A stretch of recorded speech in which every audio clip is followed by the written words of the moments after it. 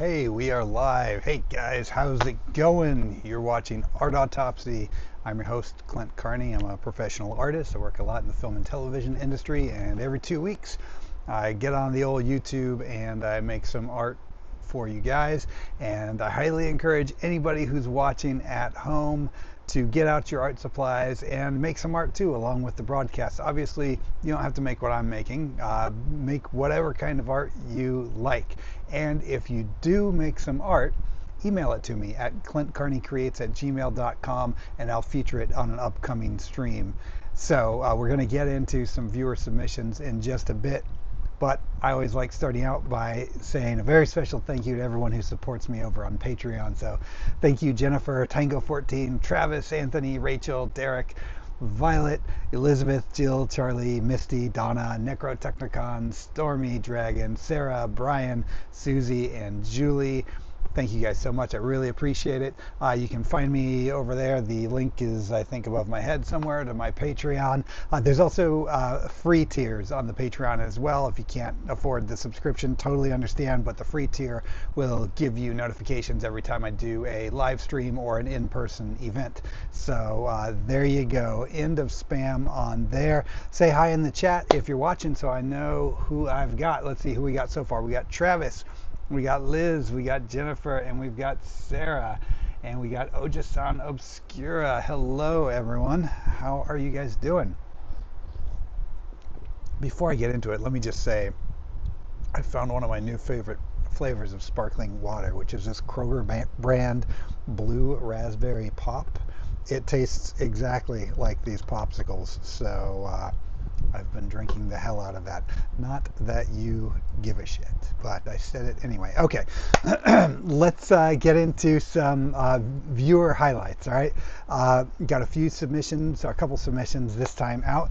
First off, this is from Liz Miller. These are some spider webs that she did during the last art autopsy, and Liz has been studying to become a tattoo artist, and I imagine these are practice for tattoos. Liz, since you're in the chat, if you want to tell us about that, tell everyone how you did that, what's the medium, and so forth. But really great job as always. Your line work's getting super clean there.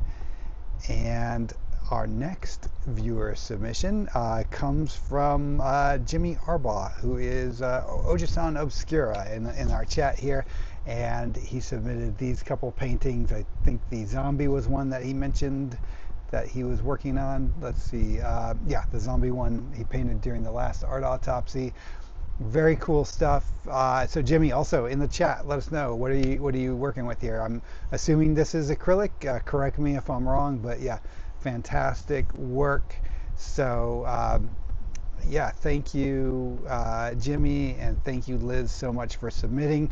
Again, if anyone else wants to submit their work that you work on during the art autopsy, email it to me, clintcarneycreates@gmail.com, and I will feature it on an upcoming live stream. Yeah, okay, let's see. Ojasan Obscura has confirmed acrylic, watercolor, and airbrush. Yeah, very cool stuff. Excellent. And Liz says she's working on fake skin, so it's tattoo on fake skin, which is a deceptively tough medium to tattoo on. I have attempted that myself in the past when I was learning to tattoo. Anyway, what else do we got? So again, yeah, thank you guys. You guys rock.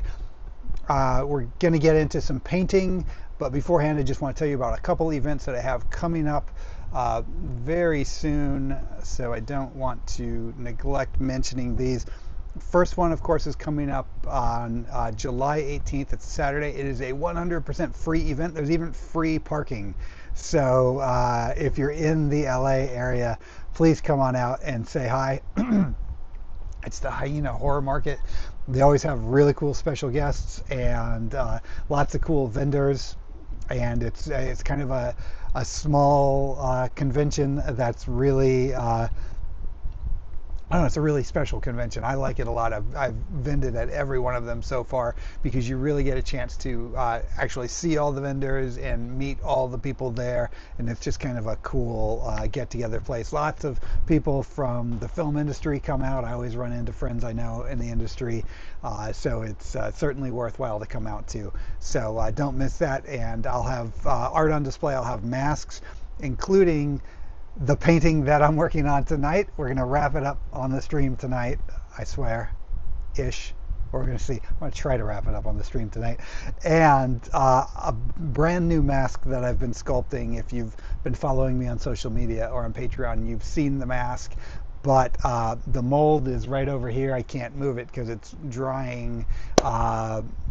I was hoping to have the first pole in latex taken out to show you guys by the live stream, but that didn't happen. But the mold is almost finished, and hopefully I'll have a version of the mask to show soon. So if you're on my Patreon, you'll be the first to see it. Okay, so that's coming up. The weekend after that, I am going to be part of this group show called Shadows of Impermanence, and this is held at the Open Casket, which is a tattoo studio in Lancaster, California. I've never shown there before, but I have a friend that's shown there and spoke highly of it, and so yeah, I'm excited. I'll be showing a couple pieces that I painted during Art Autopsy last year there. My paintings, Gangrene Jean, which is the painting based on this mask right here, will be on display, and then my other painting, Gary Grill and the Lounge Lizards, which is another zombie I painted covered in lizards, because why not? Those will both be on display, as well as the mask will be on display near the painting. So anyway, if you can make it out to Lancaster on the 25th, come say hi. I'll be there for the whole reception. So I hope to see you guys at either of these events. And now, on to the show. Okay, so this one should look mighty familiar to you. This is what we were working on last time, and I thought I would have it finished by then. I do not, but you can see that I've made some progress on it since that last live stream. Oops, what happened to the live feed here?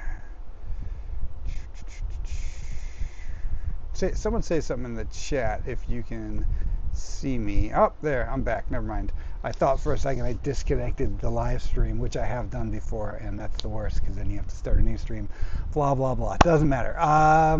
So I'm hoping to finish this one up. So since the last live stream, what I've done, I decided to give this guy another arm. So this arm is now coming out as well. Plus you can see part of his body moving through inside of the mouth, and then presumably there's another hole on the other side of his cheek where the lizard started. I just made a complete trip through, so he'll have a back leg there and this little leg. So added that. I refined the shape of his collar, so this will be ready for some blood today. And then the lobster, I just took just this little wax pencil here and kind of reshaped it. I decided after all, I was going for more of like a weird stubby lobster before, but I kept it in my head thinking that, you know what, if I do that, it's so close to a lobster that people are just going to look at that and think that I don't know how to draw a lobster. So I just decided to paint it into a regular lobster. So I just kind of redrew it, and I redid the outlines, but all of this color that's in there, this is from the old lobster design. So now I have to redo the color to kind of match the new shape, and his eyes are going to be up here now instead of having the 6 rows of eyes. He'll be more of a traditional lobster, but I think it'll be better for it. And then I've got to do some fine detail on the rat. So, and then more blood, always more blood. So I think that's all doable. I think we can get that done today. And then depending on how quickly that comes together, I have a whole other stack of unfinished paintings. If I finish it fast, we'll move on to another one. If it goes slow, then that'll be it. So we'll see. We're on this adventure together. Let me see what's going on in the chat real quick.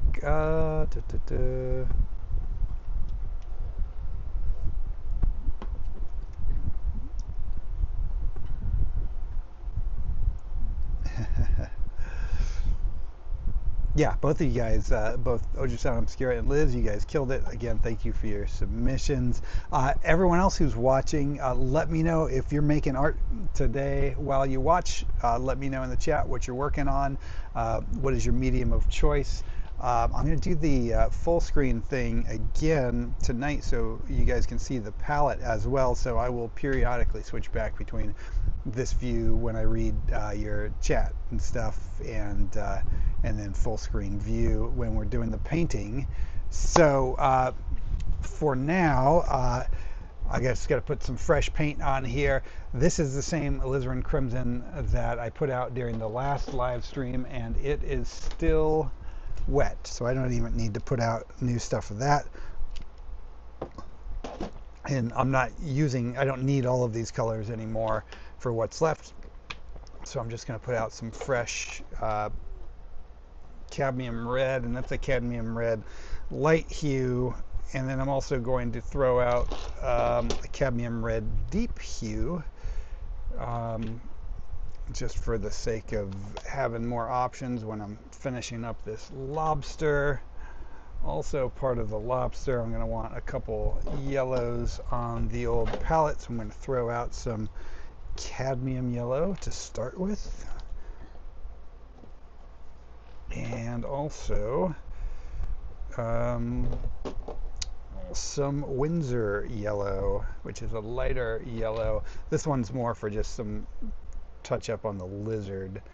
Lizard's almost, the face is almost done, although it needs a lot of shading, but I certainly, you can see there's virtually no detail on the rest of him, so I want to get that under control as well.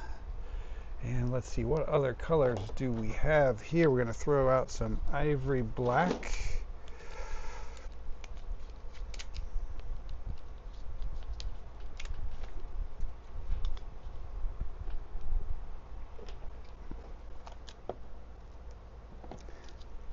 Normally I don't keep my palette up here next to the painting. I have it on a table flat, but you know, for the sake of good television, you know, I want you guys to kind of see what we're working with here. All right, next up is cobalt blue. And I don't really need a lot of this, but this will be for touch-ups. You know, again, as I go to reshape some of this stuff, we're going to need some of that. And I know I'm going to want a few different greens for the lizard, just to kind of get him in a little better shape, and I haven't really committed to which ones yet, so I'm just going to kind of put out a variety here, and then I'll choose as I go. This is phthalo green, which is at the moment fairly clogged up. Let me see if I can just work out the dried paint from the end here. All right, like magic. Okay, phthalo green, which is a very dark green. And I'll probably squeeze out some permanent green light. And then I have two other greens on standby if I need them. I won't put them on the palette yet because I'm not positive I need them, but I have oxide of chromium here ready to go in viridian hue. But I might get away with just these two greens, although now I know why this was dried up at the end. It doesn't really have I must have stripped the screw on the cap there. All right, so permanent green light, which is this lighter green, not the same as I was using before. That was a green yellow, but I don't imagine needing that one. And I dropped the cap to this paint, which is no good. Oh man, somewhere on my floor is now the cap to my green paint, which if I don't find it, I will have another dried up tube of paint. Well, I'll tell you what, I'm going to throw some tape over the end of this for now, and I will locate that cap not in the middle of the live stream when I have people watching. So I don't bore the living crap out of you. And then let's see, a couple more colors I want to put on the palette. We're going to go with transparent oxide red, which looks pretty brown. It's like a brownish red, but fantastic. You're going to see shades of that color come in as I rework the bottom of his jaw. Also going to add a little bit of that into our lobster friend. And finally, last color is just some titanium white. And I'm using the Griffin Alkyd on this. The Alkyd paint is a faster drying oil paint, so certain colors like white, titanium white, are notoriously slow drying. So if you use an Alkyd, you'll still get the benefit of using an oil, but it does dry a little faster. All right, let's see what's happening in the chat here.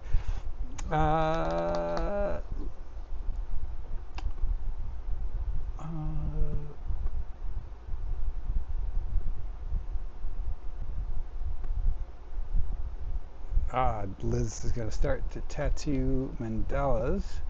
Loves your sound obscure. Is working with acrylic tonight. A mean old alien. Excellent. And says the rat's eye is drawing me in. Right on. Oops, I forgot. I'm gotta remember to switch back to the main view when I'm reading the chat here. And Liz says the lizard looks like it's popping out of the painting. Thank you very much.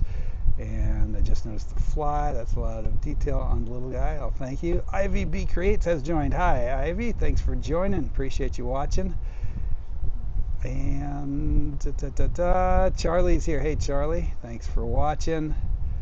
All right, I'm gonna paint now. You guys ready? Let's do it. Let's paint.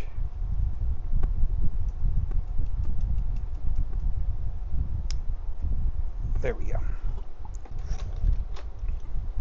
All right, I'm going to start with just doing a little bit of polish work on the lizard's face, adding a little bit of shadow in and stuff. So I got my phthalo green up there. Oh, you know what I forgot is Liquin. And you guys know the drill with Liquin, the bane of my existence, opening this container. If anyone from Windsor Newton ever watches this live stream, know that every artist who ever uses your product hates opening it. Please redesign your caps.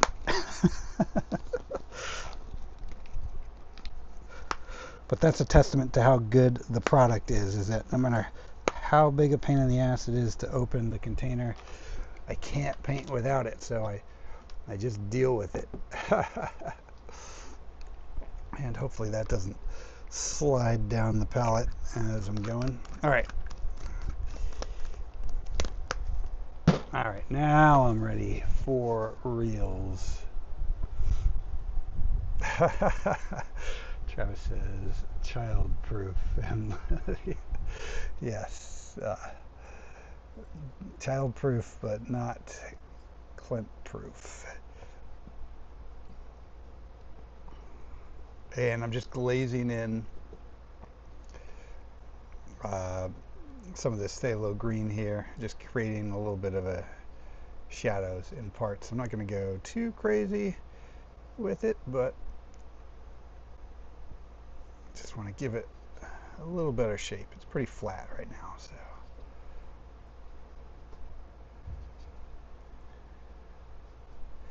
Just really looking for anywhere where the light is getting blocked, so it's, you know, to throw that bit into the shadow.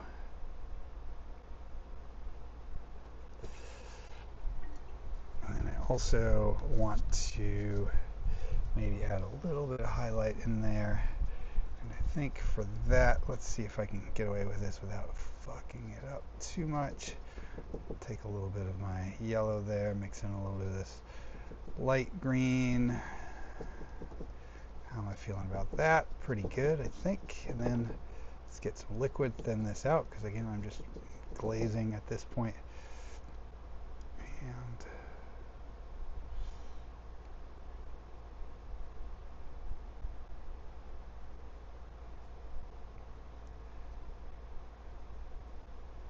There we go. Try not to be too heavy-handed with that, but yeah, see that? That was just a real simple, quick glaze of some shadow and some highlights, but it really did a lot for the lizard face, just that little amount.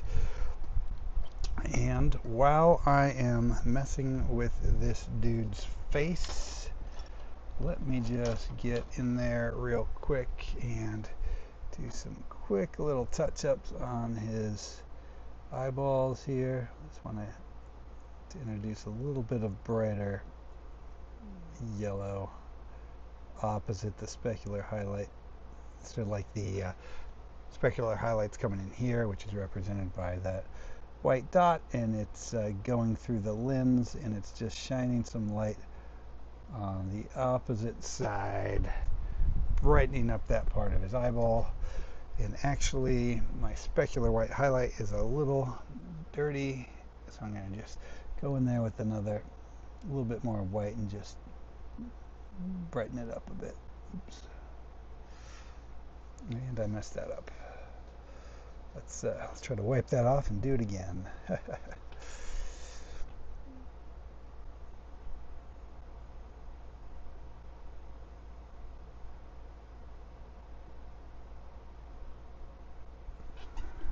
Okay, cool. See, that was a real just a subtle difference on the face, but I think it added a lot to it. I think it needed that, and now it's got it.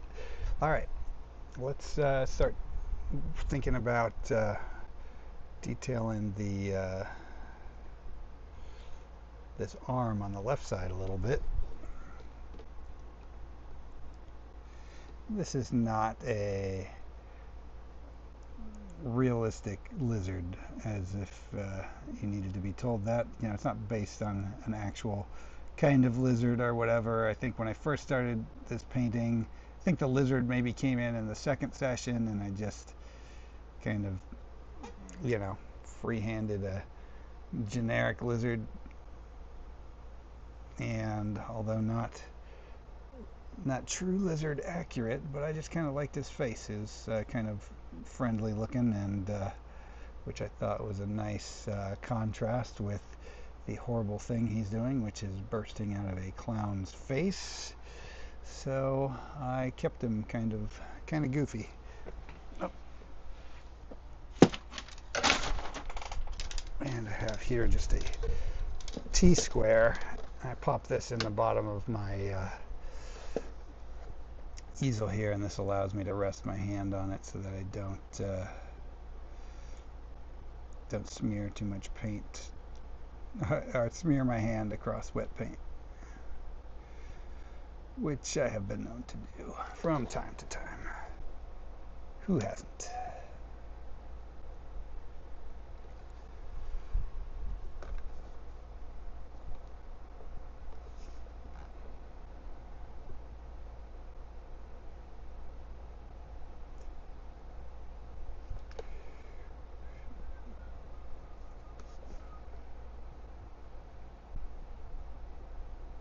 But yeah, I'm really looking forward to this hyena horror market coming up. Should be pretty fun.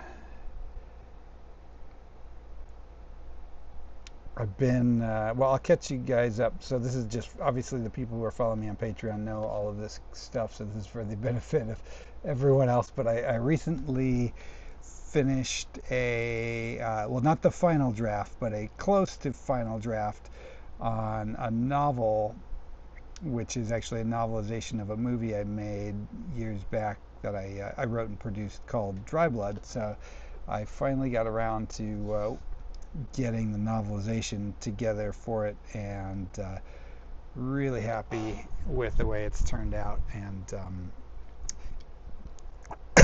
pardon me, I was hoping to have that out in time for the horror market, but I did not want to rush it ultimately at the expense of putting out a lesser quality book. So that one is going to come out later, hopefully this year. I should start doing a pre-sale on it soon. So if you liked that movie, I think you'll like the book as well. It goes more in depth into the story probably helps you understand the film a little better. And yeah, just nice, gnarly fun. And if you haven't seen the movie, check it out. It's just a yeah, budget indie feature that I made with some awesome friends, and had a lot of fun doing it. And besides that, um, I just also I was working on this a while ago. That there was I missed a couple art autopsies. You know, they got uh, bumped because I was working on a movie, but I was under a non-disclosure agreement on the movie, and I couldn't talk about it for the longest time. But I finally got permission from the producers this last week to where I could actually talk about working on the movie. So now I can say I was working on a new Nicolas Cage movie. It's called The Best Pancakes in the County. It's got Nicolas Cage, Justin Long, and apologies to the other actors whose names I'm forgetting, but it does have a cool cast, lots of fun folks in it.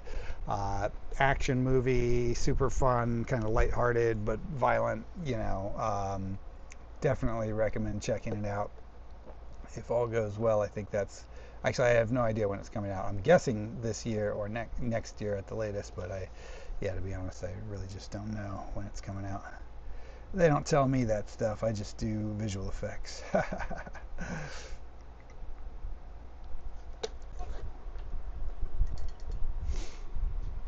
Okay, now that I see this, I think I want to get some of this green yellow out on my canvas too, because I'm going to have a heck of a time matching the lizard body to the rest of it if I don't have that specific color. So um, one more color on the palette, if I can find my, hold on, I'm messing stuff up here. Oh, I thought I messed up the framing on my camera because I hit it with my head, but I guess it's okay.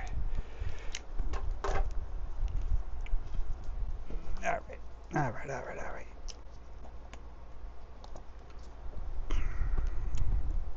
Anyway, and then now I'm working on a couple other movies at the moment. I think I can, I'm free to talk about them now. One is called Vidya's Guide to the Afterlife. And I won't say too much about it because I don't know what I'm allowed to say or not, other than it's written and directed by Sandeep Parikh, who, if you guys are familiar with that web series, The Guild, he was one of the leads on that show. And I have worked with him a number of times on various projects of his over the years, but this is his first feature film, so I'm excited for him to finally get a feature out there into the world. He's a super funny guy, and the movie's really, really good. It's like, you know, I saw an early cut of it. I went to a screening, you know, before I started work on the post-production side. You know, I was on set for a single day on it, but yeah, I think it's super. It's good, and I think it's going to do well. Hopefully, do well for him. He's certainly put a lot of work into it. So that, I don't know when that'll probably have a festival circuit run first before that comes out. So that'll probably be a next year goes out to the public kind of thing, I would guess. But I don't really know these things. No one tells me anything. And then I'm also working on a cool little indie vampire film, which, to the best of my knowledge, does not have a title yet. So I can't even tell you what that is, but just doing VFX on that. And then I got two films coming up that I'm producing. I don't know why I'm just info dumping on you guys all of the movies I'm working on, but you know, gotta talk about something while I paint, so why not? But yeah, anyway, coming up next week we start filming the feature film directorial debut from the Sam and Lee Boxleitner, who have they have a YouTube channel called Box Bros Horror, where they make awesome horror shorts and things like that. And they're amazing writers. I met them at a film festival many years ago. Super cool and funny dudes that make cool horror stuff. And they were kind enough to bring me on board to help produce and do visual effects on their film. So that's filming soon. And then my buddy Anthony Ferraro from the YouTube channel Create Sci-Fi is also going to be starting his directorial feature length debut soon. So I'm going to be helping him produce that as well. So now you're all caught up on my current film roster, although day to day new stuff can get stacked on at any moment.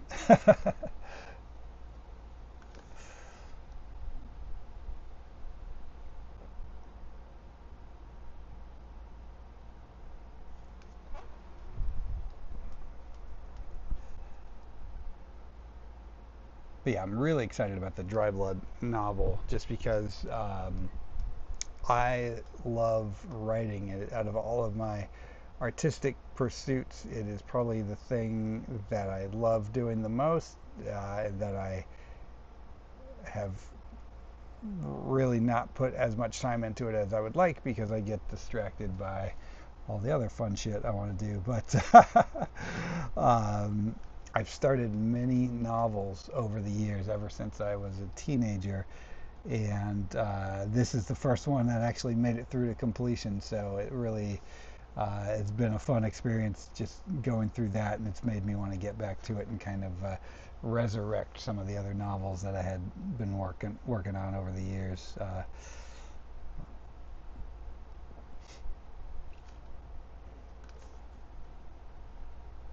So anyway, yeah, make sure, yeah, if you're following me on Patreon, you'll get all that stuff. Also on my website on clintcarney.com, there's a mailing list on there. If I may be so bold to suggest, sign up for the mailing list. You'll probably get an email from me like once every several months. I probably send out anywhere from 1 to 6 emails a year. I'm really bad with the mailing list thing, but certainly for big stuff, when I put out a new album or when I put out the book and so forth like that, the mailing list or Patreon will be great ways to hear about it. So if you're into that sort of thing, if anyone reads anymore, I hope so. I read, so I'm hoping there's still some folks out there that read. So the next big task is going to be it's going to have to be working on the book on tape, which I'm planning on narrating myself, which will be its own undertaking. So that'll come out after the physical print copy of the book comes out.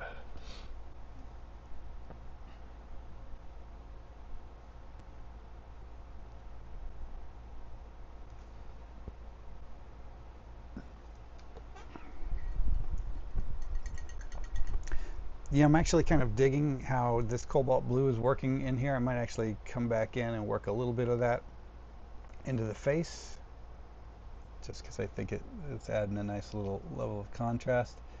Not going to go crazy with it in the face, but just maybe work it into some of the shadow sides a bit.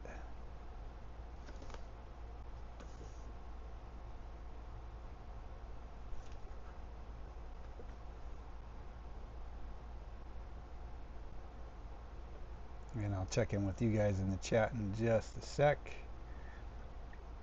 And over the just for the benefit of anyone who's never watched before, if you guys have any questions about anything, art related or any of the random shit I'm chatting about, feel free to ask questions in the chat, and also chat with each other. I'm trying to build just a community of cool people who like making art. So I encourage everyone to talk amongst yourselves. Talk amongst yourselves as I'm rambling over here, painting away.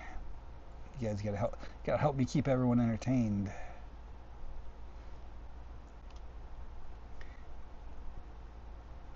Yeah, I think even just these little details of the cobalt blue in the face are doing that's doing something for me. I'll just get it on the lower jaw here too.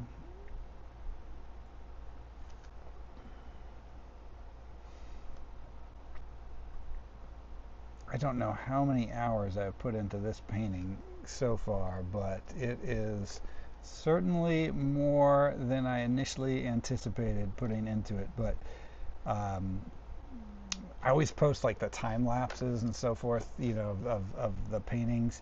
So it's always fun when I go back and just look at the footage as I'm putting together the time lapse, because then it really reminds me how drastically some of my paintings shift from the original first session, where I'm just kind of um, coming up with the idea and letting the idea just flow out, and then to see how much it changes from that initial idea to the final product. And this is certainly a painting that has evolved a lot since I started it. The I believe, in anyone who watched the painting process early on, correct me if I'm wrong, but I think that at first it wasn't a clown, it was just a dude. And instead of the rat, I had a squirrel. The lizard was always there, but he was just a head, obviously, before this last session. Um, and yeah, after the first session, he wasn't all that impressive, but I'm starting to really like this guy now. So pretty happy with it. All right, let me check in with you guys in the chat and see how you're doing.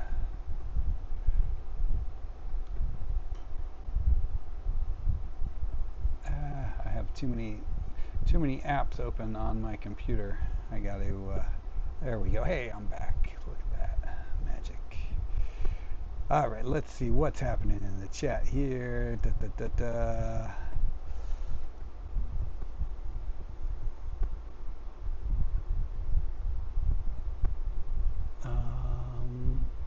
Michael Garcia has joined. Hey, Michael, how are you doing? Um, and Charlie asks if I'm still working on the mobile game. Yes, I am. I'm working on a tower defense Halloween themed game. It's called October's End, and I just had to put it on hold while I finished the book, because I always have to pick, because I'm always working on other projects, movies and stuff to pay the bills. When I have like a big project going on, like an album or a book, or in this case the game, I can't do more than one of those things at a time. Or I can, but then they just slowly get finished. So I put the game on pause for a minute just to finish the Dry Blood book. But now that that's done, after the Hyena Horror Market event, I'll be jumping back on the game in earnest and trying to get that out. I'd love to get that out by Halloween, but it's also my first game. I'm doing it completely solo, so I'm learning as I go. And it has been a while since I've had to program anything, so my skills are virtually non-existent in that. I'm learning as I go. Oja-san says, our first film made the quarterfinals at Horror Hound. I was shocked. That's awesome, man. Oja-san, are any of your films out to watch? Like, are they on any of the streaming services? If so, please email me links, or where can anyone watch it, or post links in the chat so other people can find out how to watch your films. Michael says, who's excited for Pinocchio Unstrung? I don't know if I know that one. I did watch the recent Guillermo del Toro Pinocchio, which was awesome. Let's see. Yeah, I'll have to look at the trailer for that one. Jennifer asks, when are you going to put out the new album? I'm sorry, Jennifer, it is in, all of the songs are written. That's another one. That's doing the game next, and then the album after the game, as far as big projects, are stacked. Yeah, the album's been an ongoing thing for years, but it is, getting closer, but yeah, I just had to prioritize the book and then the game and then back to the album. But soon, hopefully, hopefully this year, we'll see. Um, Christopher Moonlight has joined. Hey man, thanks for dropping in. Hope you're doing well. Anyone who's going to Comic Con this year, Christopher just got signed on to be a panelist. He writes for Film Threat, and he's going to be part of the Film Threat panel. So congratulations, Christopher, on that. Michael says it's coming along amazing. Thank you, thank you. Jennifer says you don't have to release it if you just let me listen to it. Well, I shall release it, and you shall listen to it, but not yet. There is not a single human being on earth other than myself that has listened to the album yet, and it will remain that way until it becomes listenable. But I'm glad you're excited for it, though. Okay, let's get back to it. So let's. I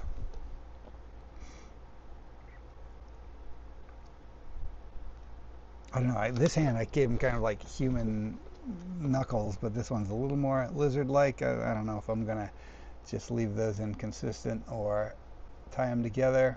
Not sure.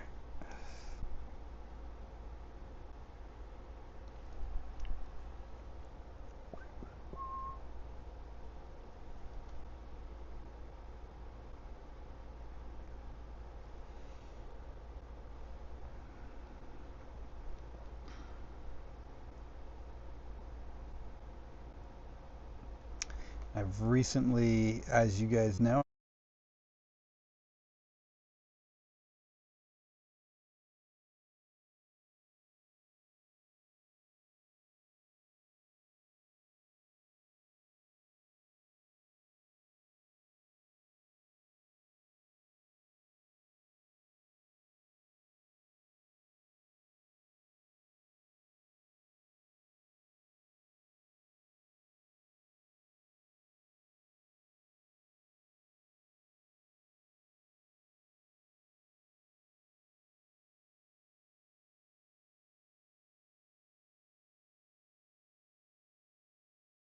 it was not is nowhere near as good as Poltergeist 1, but I still have a soft spot in my heart for it because yeah, there's some cool stuff in it anyway. So where do you guys land on the Poltergeist franchise? I'm talking about the original franchise, not the reboot stuff at all.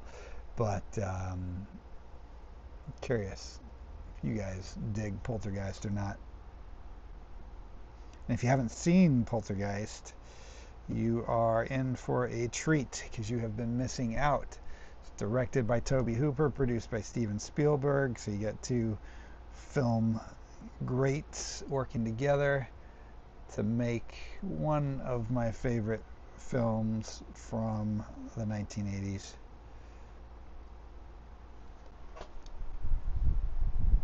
Although, I guess, honestly, there's so many great films made in that decade.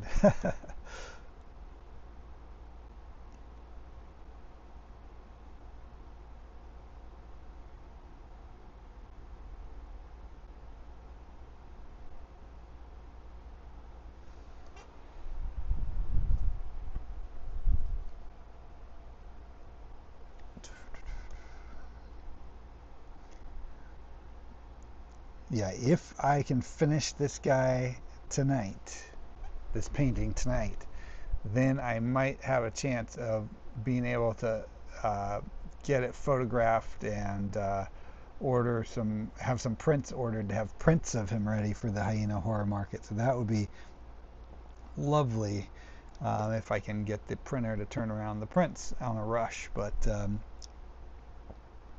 if not, at least the original will be on display there, and I have a really rad antique frame that I got at an antique store that this guy is going in. Just a really cool, ornate frame, so I think he's going to look pretty cool, all framed up.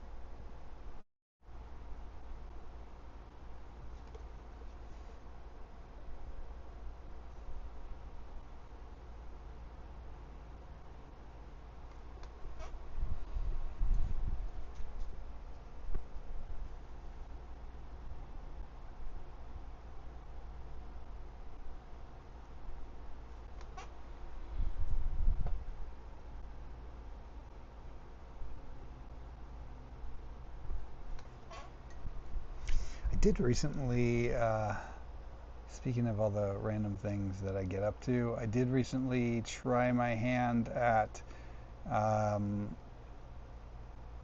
starting developing a VR app. I needed a lot of times when you're building 3D assets for um, movies, for visual effects and stuff like that. I always kind of wanted to be able to pop those into VR and just kind of walk around and look at them up close in a large scale, just to get a sense for whether or not they would actually hold up on the big screen, and started making an app to do exactly that for the Apple Vision Pro. And got a working prototype, and then I discovered that the headset can just do that natively anyway, so it didn't need my app, which is probably for the better, because I was about to go down a massive rabbit hole with that one, so that saved me.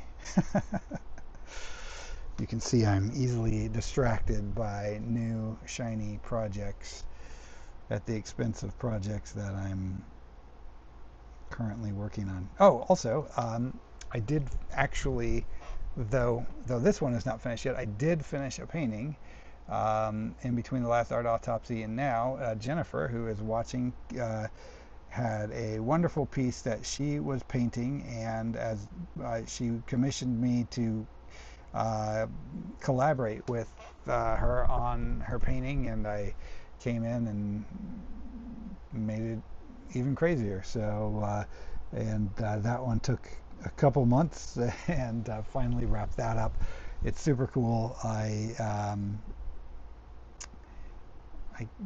Well, I'd have to get Jennifer's permission before I could show you guys, but in any case, I'm not going to show you tonight because it is currently on the other side of the garage, and I'm not going to grab it. But I didn't want you guys to think I wasn't painting during this whole time. I was, just not on this piece. Well, actually, I mean, I did paint this piece. I made some progress, but yeah, just didn't get it done.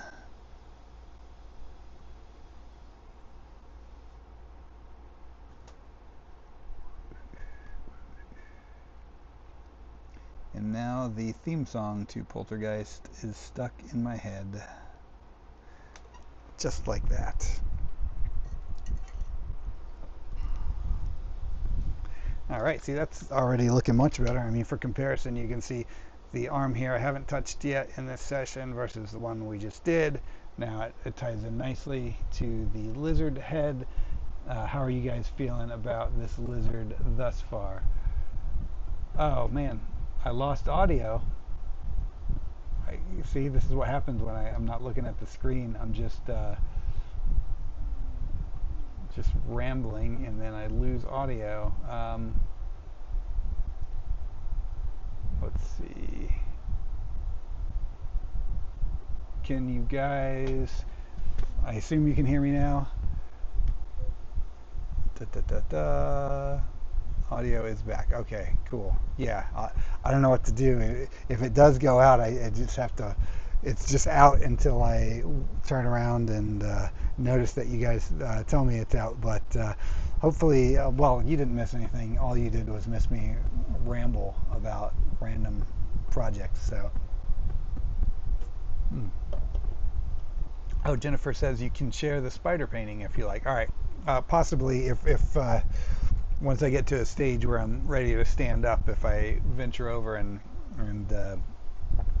get it out. I'm kind of walled in with all of my tables of stuff right now, but we'll see. So maybe I'll, since Jennifer's given permission, maybe I'll show it to you guys later on in the stream. If not, I will certainly post it on the old Patreon shortly. Okay. Okay, Travis says it was only out for 15 seconds or so. Okay, cool. Good deal. Let's get back to the lizard. I'm going to get his arm done next, and we're just going to work our way around until this lizard is complete. So up here, this is my phthalo green, but I also have a little section here where I've been mixing phthalo green with cobalt blue, which is what I've been using for the darker shadow colors on here. Now I've got to make a decision about this hand, and I think I'm going to go bigger with the hand to try to get them to match each other more. Kind of go less human on this hand, a little more lizardy, certainly larger than it is currently.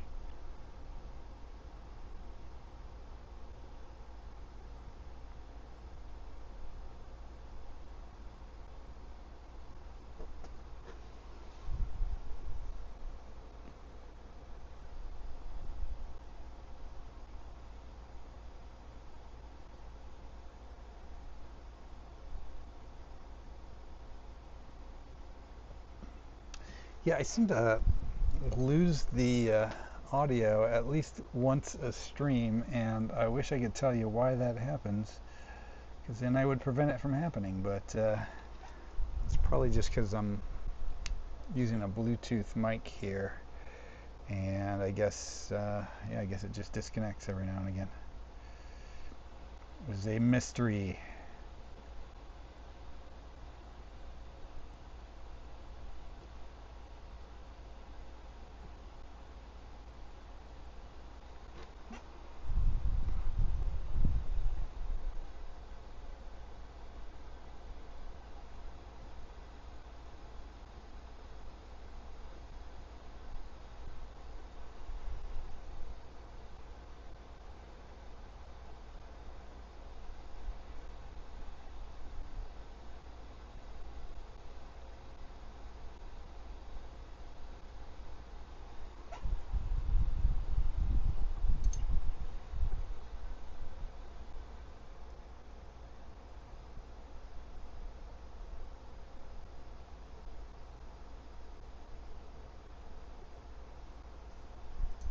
And I'm still seeing some rough lines here from that wax pencil I used, wax crayon to redraw it. So I'm going to want to clean those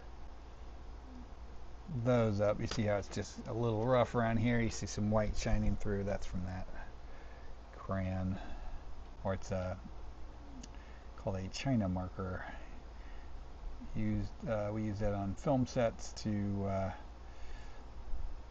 It's a good non-permanent way to mark up things.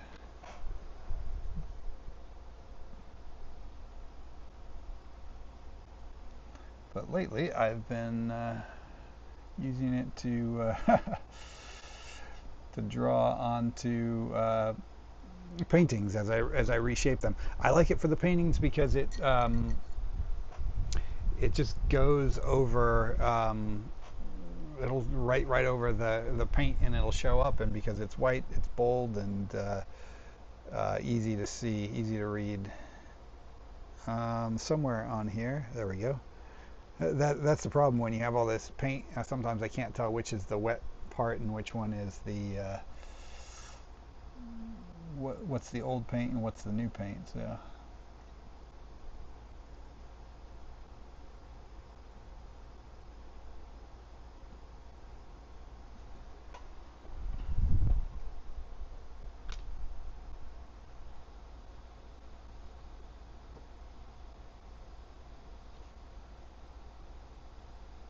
Yeah, we're gonna have to do some rat whiskers as well. Don't want to neglect that.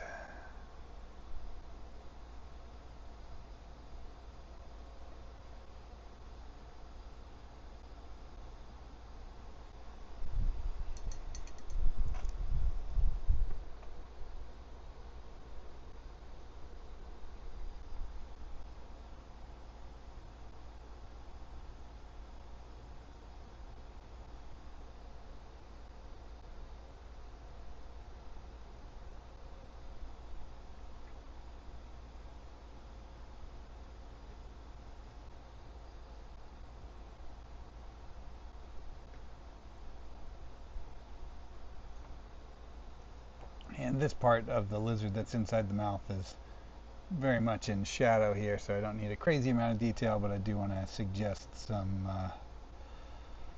scales. Give it a little something.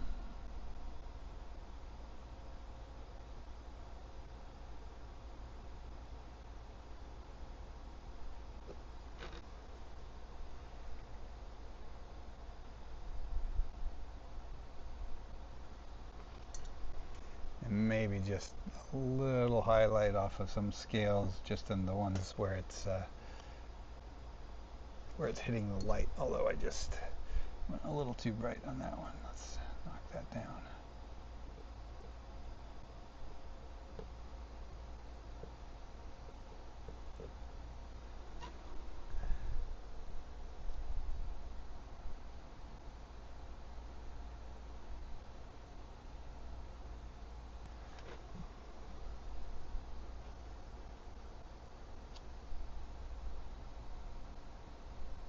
Oh, the missus and I just watched Ready or Not, Here I Come last night, which is the sequel to Ready or Not. It's on Hulu right now, if anyone has that. Pretty good, super fun. Enjoyed it. Probably still prefer the first one, but I did like the second one quite a bit.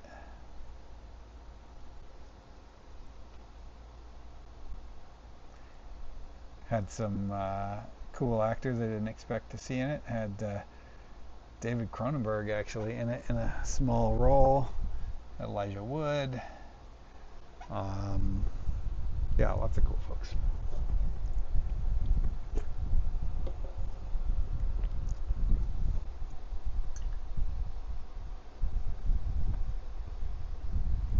All right, maybe I'll just give this rat some whiskers now while I'm thinking about it. Actually, let me just touch up this tooth a bit here, and then I'll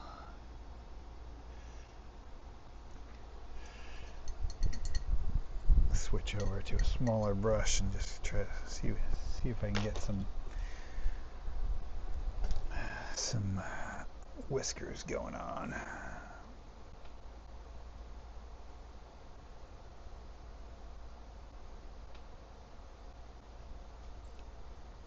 Now I gotta definitely bring this back in because these are going to be so fine detail. I don't want to go crazy with it.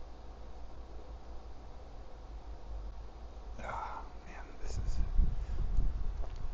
I'm going to use a little bit of this. This is Liquin Fine Detail, which is just more of a. It's more of a. I guess more runny than Liquin Original. So for like trying to get these whiskers to flow off of the brush more, I'm gonna switch over to the fine detail Liquin and see if that gives us anything better. There we go. Yep.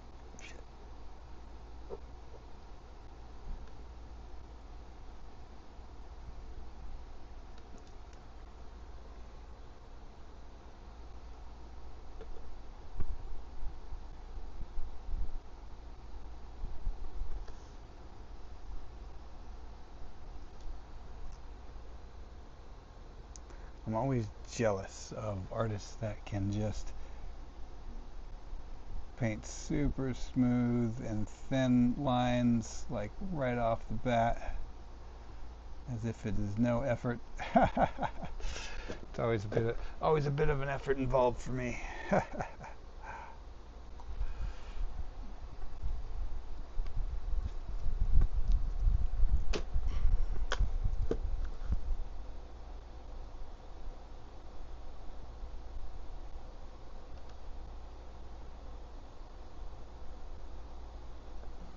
There we go.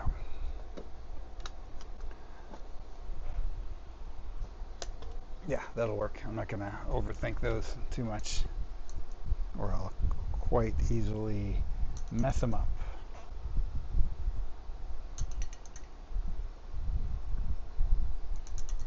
Oh, you can see too that the rat's feet are, there's virtually no detail in those either, so I'm going to have to do that.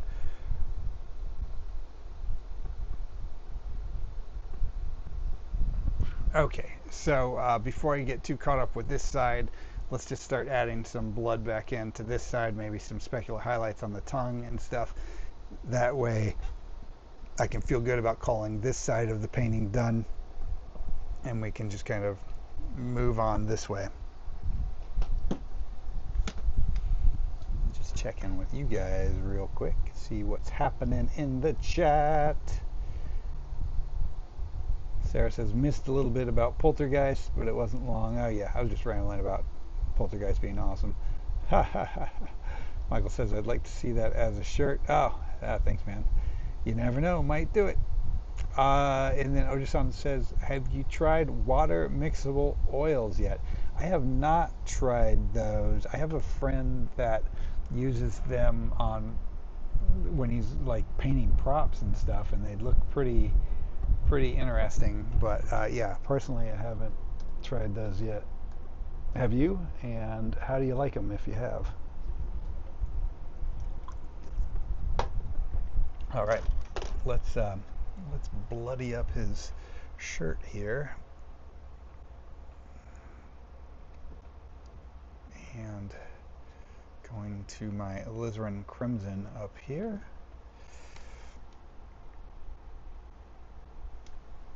and sort of thin that out a little more with some more liquid.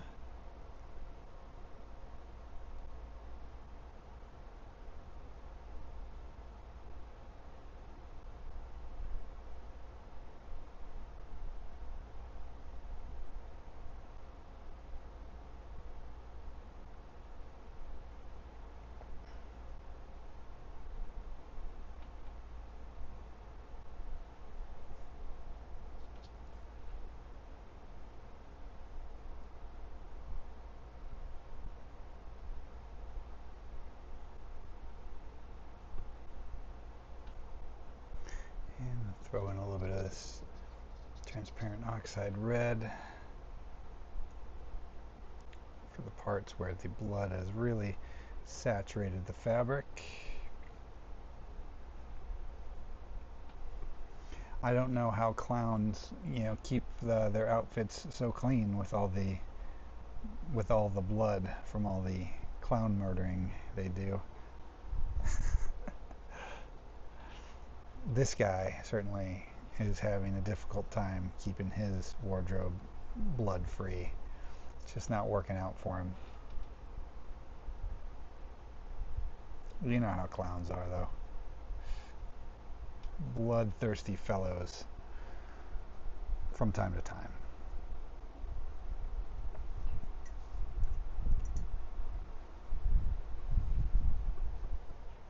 And we're gonna come in here, have a little blood coming out of his mouth.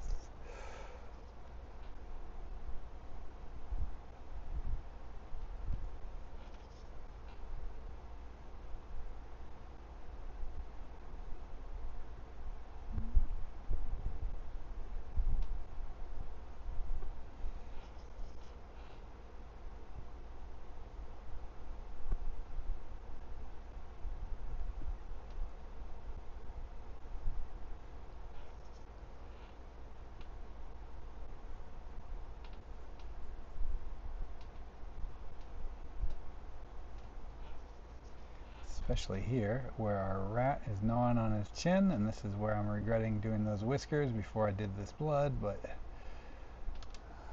we'll work around it.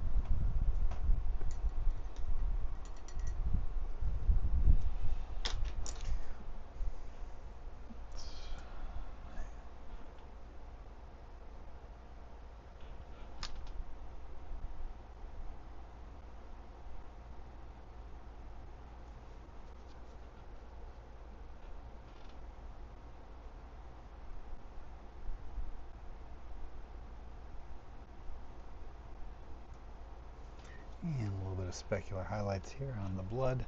Make it look nice and wet.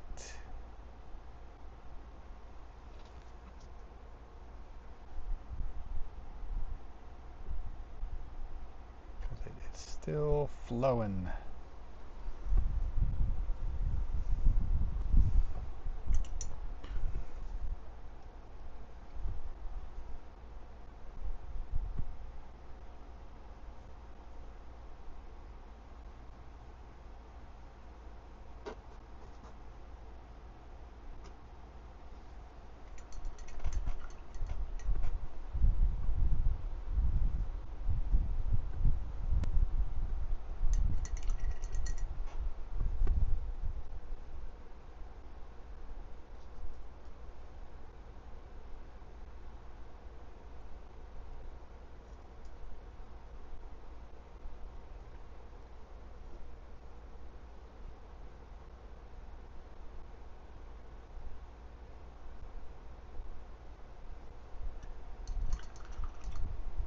Okay. And we're also going to add some specular highlights onto the tongue right here. And get that to look a little wet.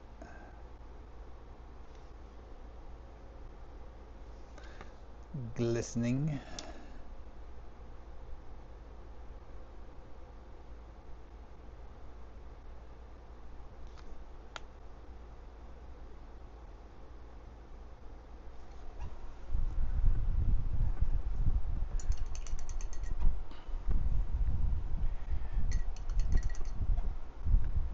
All right.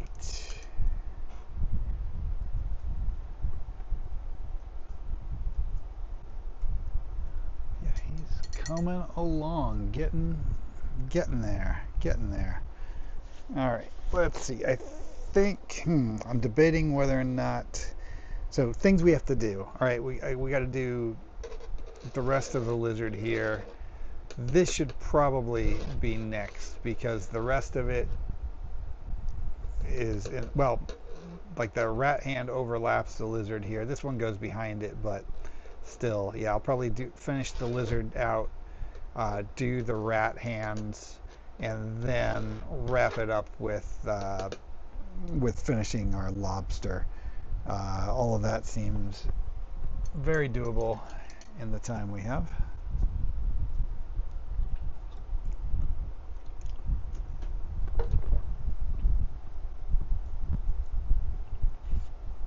How are you guys? How is your art coming along? Anyone making any good progress tonight on what you're doing? Let's see. Ojisan says that he likes the water mixable oils are about 60% as good as real oils, but super easy cleanup. Yeah, the cleanup would be nice. I imagine just be able to do water soluble. Um, but yeah, I'm probably gonna just stick with the oils though. um, but thank you for the review.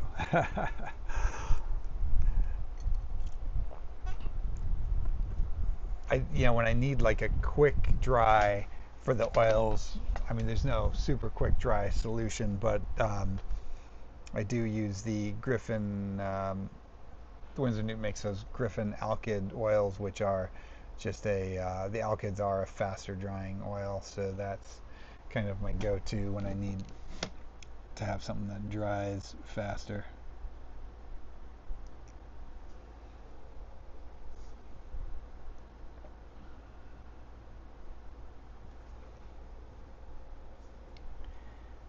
You can see how little rendering I did on this back foot and the tail thus far. Really just blocked in some super sloppy shapes. So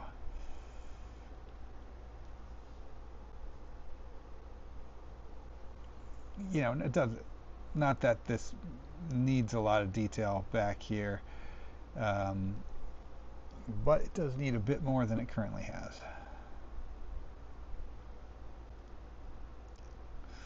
But I don't need to go crazy with it because ultimately the stuff in the foreground like the rat and the lobster are going to be more important than this back foot, but I do want to add a little something to it so that it still feels like it is sitting in there with the rest of the painting. And of course, we want to make sure that it matches the feel of the rest of the lizard so that the viewer can tell that it is part of the same creature and not just an afterthought. This is kind of looking like a more like a mammal claw here, but again, this is a fictional type of lizard. I'm not going to get super bogged down in the details with it because I haven't thus far. Why start now? Why start trying to make it look like a real lizard now?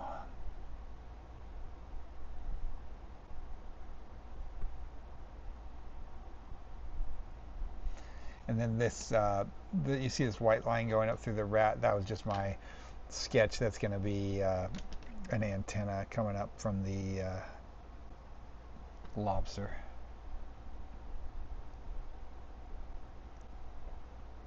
So I'm just kind of sloppily painting around that right now with the foot, but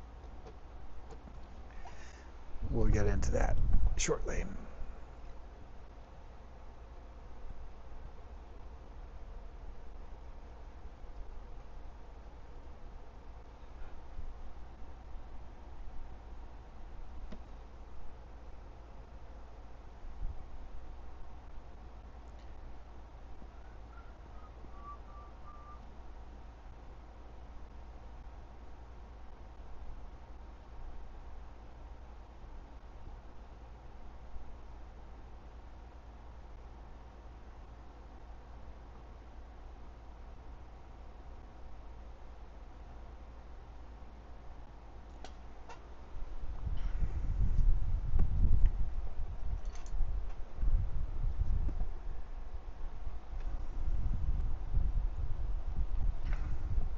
All right, let's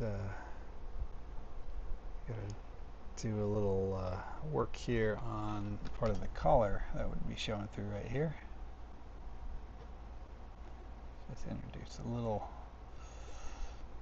bit of bluish white in there.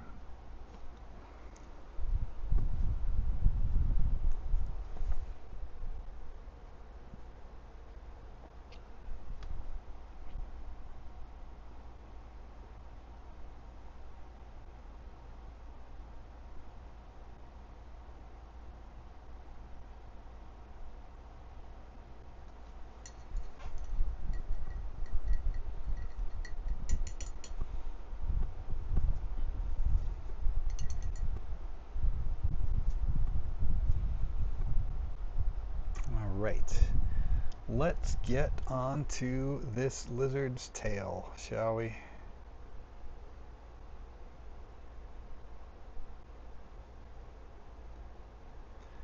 And I think I'll just work my way down from the bottom and work my way up to the top there.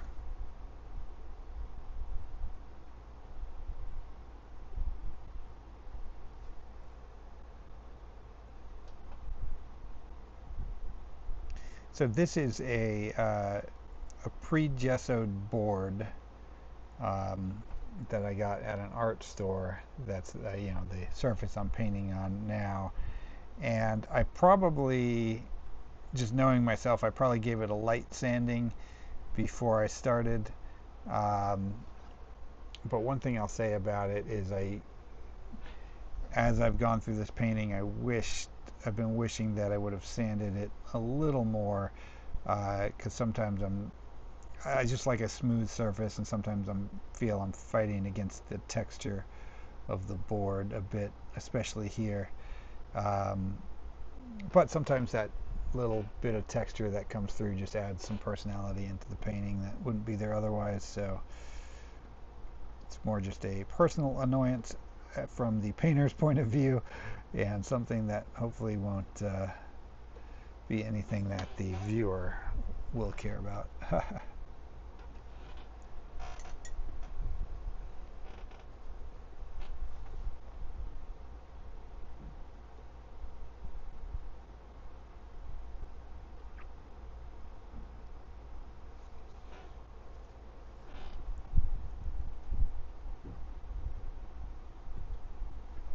Okay, and then for those of you who have recently joined the live stream, just like to do this recap every now and again, but you're watching Art Autopsy. This is a bi-weekly live art event that I host.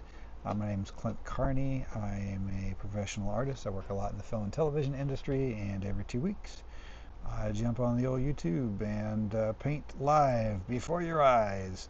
So I encourage everybody who's watching at home, if you are artistically inclined or artistically curious at all, get out your art supplies and make some art with me. And if you don't have art supplies, just get out a pencil or a ballpoint pen, whatever you have available, and make some art.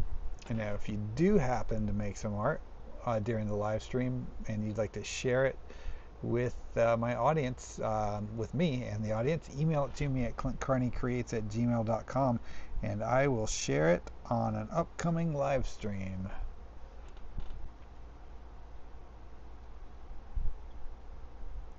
End of spiel.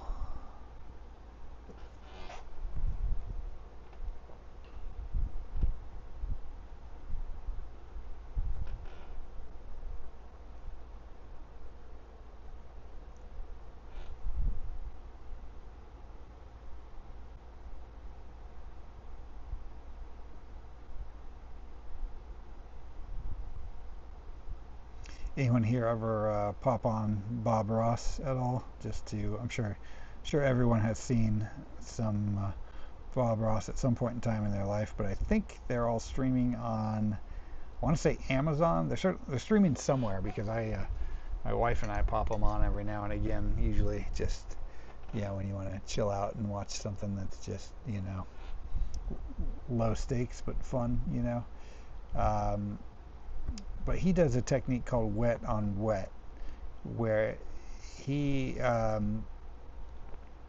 generally speaking, he will lay what he calls liquid white on it's. He's got his own brand of paints, and that one's called liquid white, which is just, I guess, really thinned out white oil paint, and he lays that on the canvas first, and then everything that he puts on top of all the other colors he puts on top, then he allows to just blend with that liquid white, and that's how he gets those really nice gradients in the skies and in the water and things like that. So anyway, I've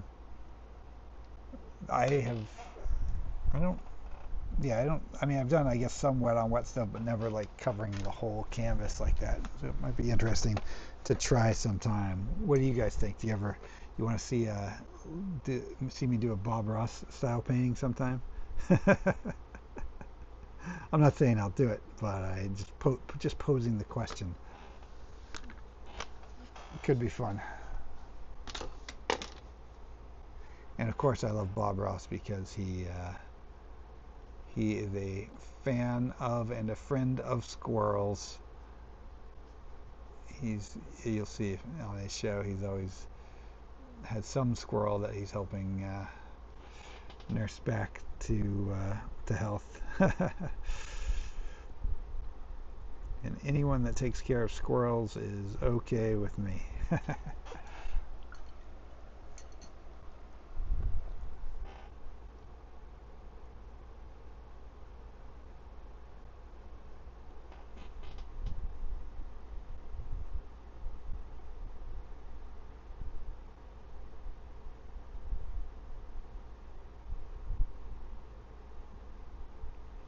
And then when he does his nighttime paintings, he does like a black gesso on the canvas first, which is pretty neat. And I do actually own some Bob Ross brand black gesso because every once in a while I like painting on black, and I make a good black gesso. So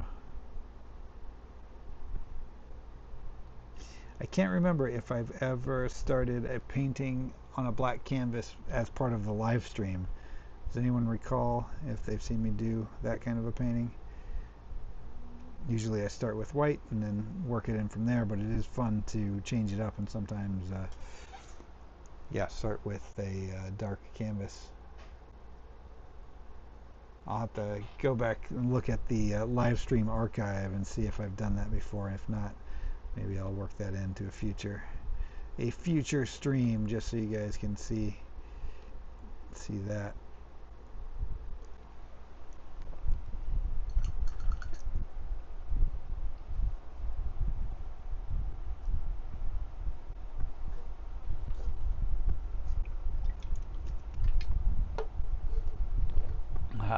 Hey, Necrotechnicon, thanks for joining.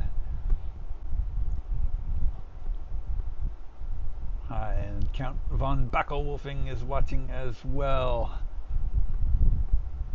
Looks like we got a lot of Bob Ross fans in there. Excellent.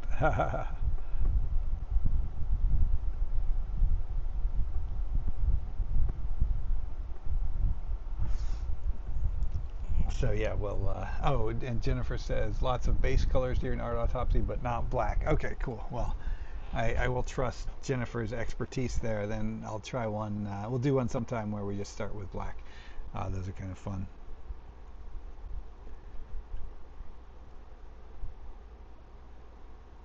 At some point in time. I'm trying to work through this stack of paintings that I've started and not finished rather than amassing too many new ones right now, just because I have so many that I'm really excited about the direction they're going, but they're just not quite there yet. But it's very easy to keep adding new ones onto the pile. Much easier to add new ones onto the pile than it is to finish ones that are already on there. So I'm trying to be a little disciplined about that to some extent. But of course, I know you guys like seeing new paintings as they start up, so we will get back to some new stuff soon enough. Soon enough. Not today, though.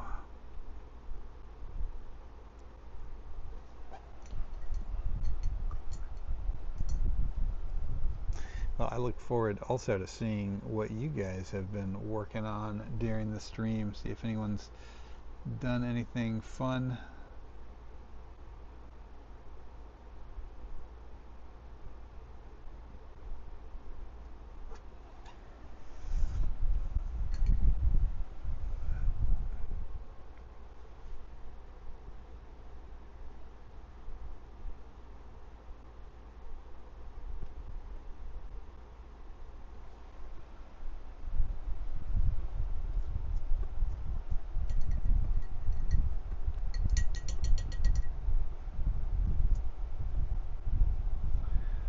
Let's see. Ajasan says he found an unopened Bob Ross kit in a thrift shop. Score. And Michael asks, how's that mask I was working on? Michael, the sculpture is done. I've been working on the mold for a couple days now. It's a multi-process molding thing. So it's actually right off camera, right behind the main camera here is the mold, and it's drying, and I'm hopeful that I can have the mold wrapped up by tomorrow and start brushing in some latex in it. Because the complexity of the mask itself, I couldn't go right into a cement mold or a ultracal mold like I normally would. I sculpted a little too many overhangs, but I didn't want to simplify the mask, so the solution then becomes to do a brush on silicone mold to start with, and which I've got 3 thick layers of silicone on that, and then from the silicone you make a hard shell around the silicone that allows it to hold its shape, and that's what's drying right now, is that hard shell. And then from there, what I will do is I will slowly, because latex dries extremely slowly on silicone, but layer by layer I will brush in latex into the silicone until it's thick enough, and then I will foam fill it with an expandable foam, and that will be my master. And that is the thing then that I'll have to make the plaster mold from, or the cement mold from, which then will allow me to quickly pour copies of the mask and things like that. So it's a multi-stage process, but yeah, making progress. I just want to have a mask ready by the Hyena Horror Market, which is coming up next Saturday. So we're on track to have that ready. And then, of course, after I cast it, you got to paint it and all that fun stuff. So there's still a long road ahead, but I'm feeling good about the timeline. I think it'll work out just fine.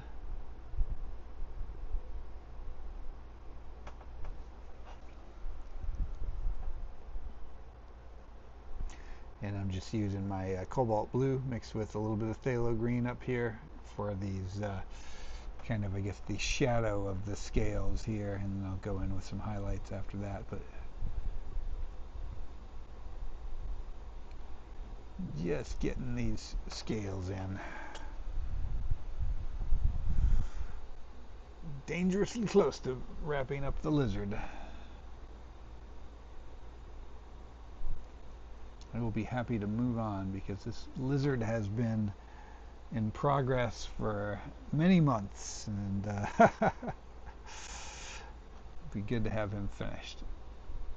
Well, it'd be good to have this whole painting finished, to be honest. It's been lingering for a while, but one creature at a time, that's how it gets done.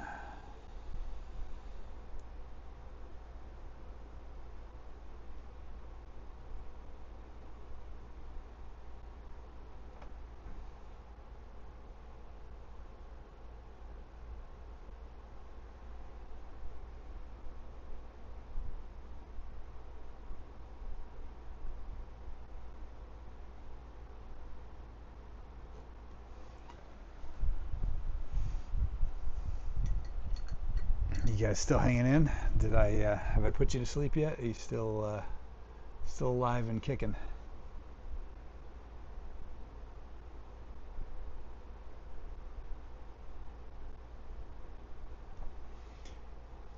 Maybe once I finish this tail, I'll run over to the other side of the garage and grab the commission painting that I had been working on for Jennifer, so you guys can see how that one turned out.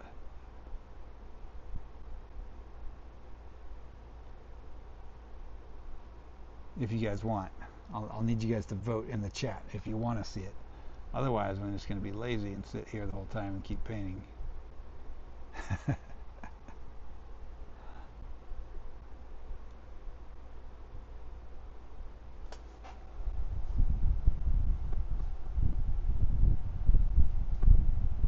Oh, Ojisan says he just joined my Patreon. Hey, thank you so much. I appreciate that.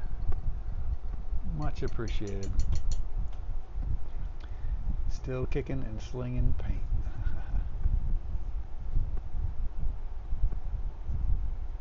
Michael is wide awake as well. Michael, are you working on any new masks or animatronic stuff at the moment? What are you doing?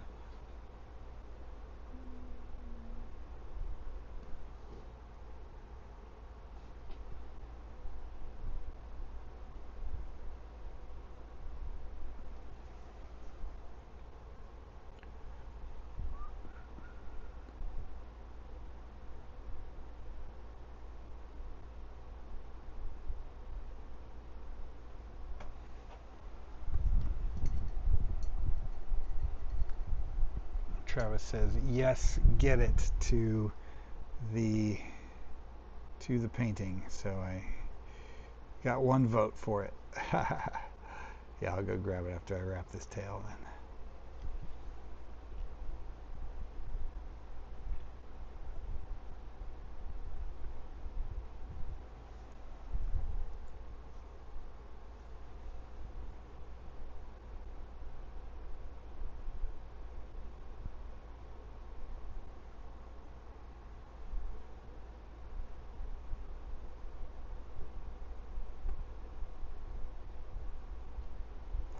And I did you'll see too in a second, but I did a custom frame for it as well. Well, I didn't build the frame. I got a frame at an antique shop that was super cool.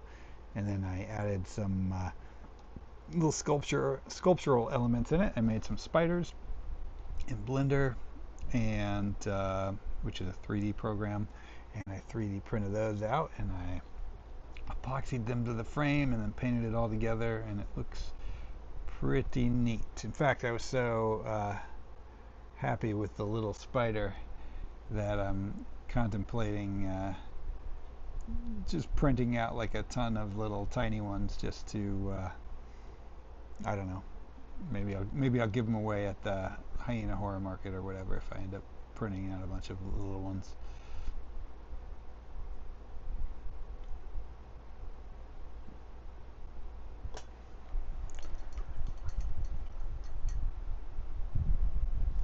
Okay, and I'm just gonna mix up some green and yellow up here, throw a little bit of white in the mix, and let's just get some highlights here along the spine of this tail.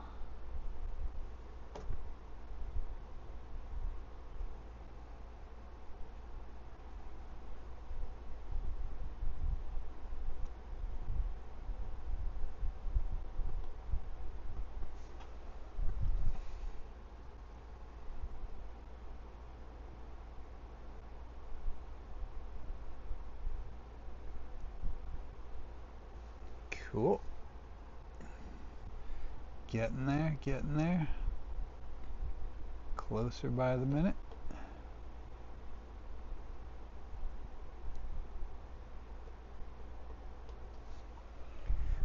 Painting things like scales can seem a bit tedious, and because it is a bit tedious, but having kind of like those kind of pattern details really can add a lot to a painting overall, I think.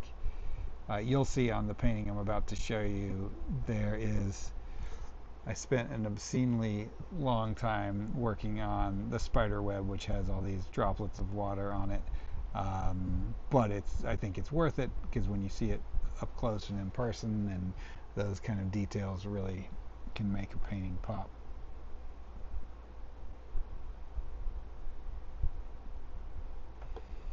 And ultimately, you know, if you're planning on selling your work especially, and you want it to have value, you know, you want to put your best foot forward. You want to put an effort into it so that the potential buyers, people who would like to collect your art, you know, give them a reason to make it feel like it's worth it.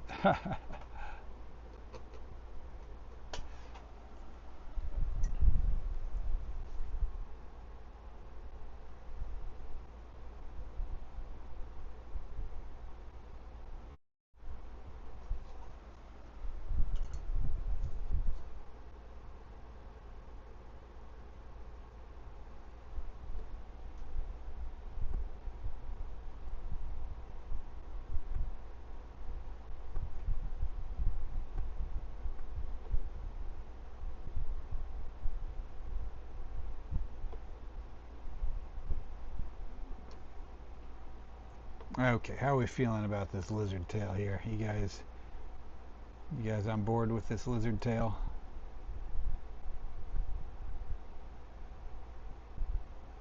I'm cool with it. It's gonna need some cleanup around the edges, but in general, I think it's working all right. I'm gonna just throw a little bit of cadmium yellow.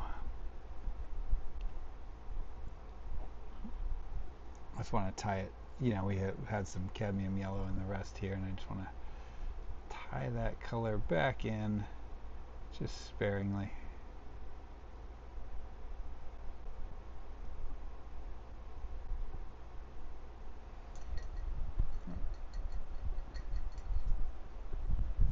All right, in fact, I'm just going to throw a little bit on the arm here. All right, I'm gonna go grab that painting and show you guys. Give me 2 seconds. I gotta fight my way through the chaos of my garage. Be right back. Oh, my dad has joined. He says, looks great. Thank you very much. I appreciate it.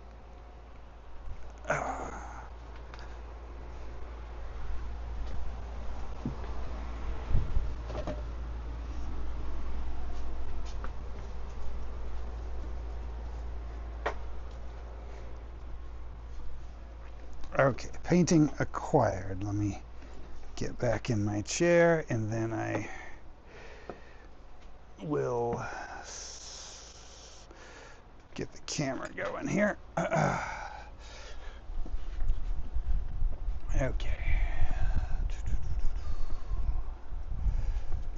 Well, let's see. I don't want to put it up on the easel because I don't want to mess up the painting I'm working on. So let me just switch camera view here. Main show. Okay, all right, here we go. So this is it. I don't know if I can even, well, you know, I'm gonna switch back to the other view and just hold it in front of the thing here. I'm all over the place. All right, go back here. Here we go. So you can see the whole thing here. So Jennifer had started this painting and she did just a really cool kind of moody piece with this plant and a spider web in it, and it was quite different though. And then she kind of gave me carte blanche to do whatever. I pitched the idea of doing a spider that looked like a clownfish, and she gave me the okay on that. But other than that, she had no idea what else I was going to do to it. So I turned it into this kind of hybrid of an underwater scene and obviously the spider web having the water drops on it and so forth. This does not exist underwater like that, but that's kind of the what I like about it. It's kind of, I do that a lot when I'm doing underwater scenes, is I'll have things that belong underwater and things that don't, and kind of match them together. So to explain this a bit, if you're not familiar, so this is a sea anemone, and clownfish and sea anemones have a symbiotic relationship. So clownfish will live inside sea anemones and they'll keep them clean and they'll bring them food. And in exchange for this, the sea anemone acts as its home. The sea anemone can sting other animals. That's how they ward off predators, but clownfish have a protective mucus coating on them that allows them to not get stung by living inside the anemone. So in this particular story here, our spider has camouflaged himself as a clownfish, and he has attempted to live inside this anemone, but he wasn't having it. So instead, he set up this trap as revenge to capture this guy as he returns home. So the painting is called Wrong Way Home, and that's just the little story behind it. And then you can see here too, those are the 3D printed spiders that I did on the frame. So I was really happy with how those turned out. And now I need to go put this painting back in a safe space before I mess it up and get wet paint on it. So we don't want to do that. So anyway, let me know what you guys think in the chat.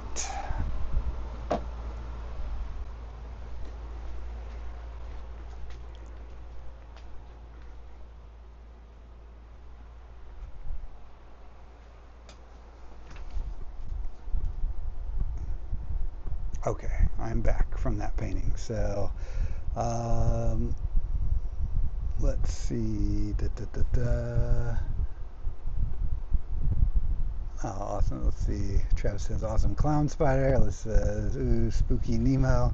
Sarah says, I like the sun rays coming through the water a lot. Liz says, awesome. Jennifer says, love the story, Clint. Thank you, Jennifer. I probably, yeah, well, you were going to get that story anyway. I always film the process of paintings, as you guys know. So Jennifer, because she commissioned it, she gets the custom video too. That's all about that painting as well. And Travis says, the things you learn on art autopsy.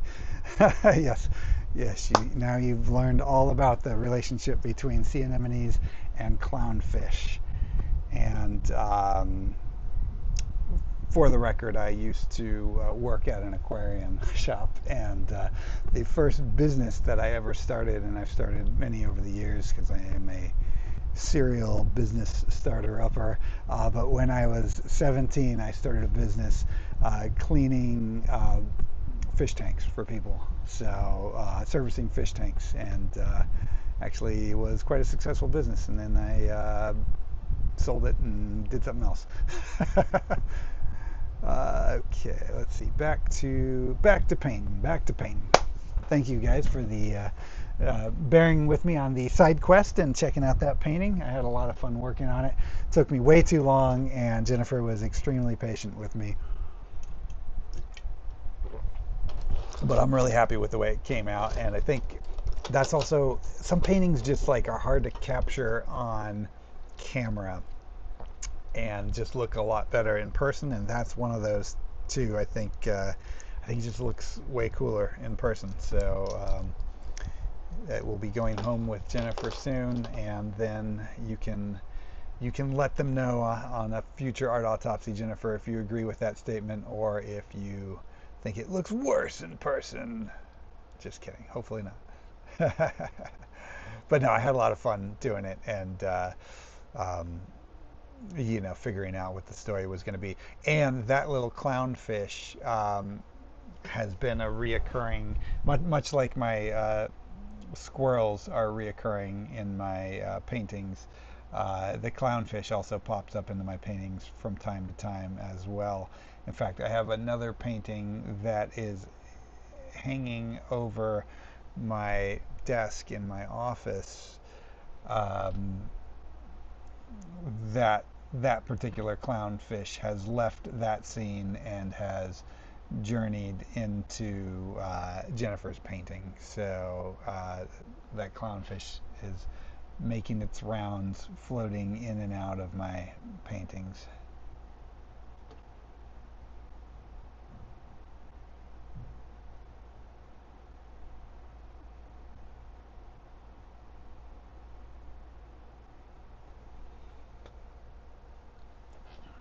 And just adding a little bit of detail into his hand here, and then um, this is gonna, his paws are gonna look like a real mess until I just clean up behind it, right? Because there's just so much that's happening behind it. You see all these white lines from when I redrew everything. They have to be cleaned up. I'm gonna have to bring the collar back in, and of course the crab claw is going underneath here. So once all of that stuff is cleaned up, then it will start to look pretty nice. And I'm just throwing a little bit of cobalt blue, mixing it in with my pink there, just to kind of cool it down on the shadow areas for the hand.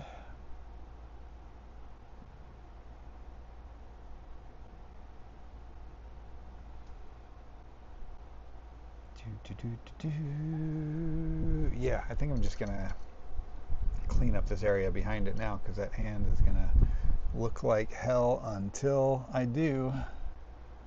So there's no time like the present. Let's get it done.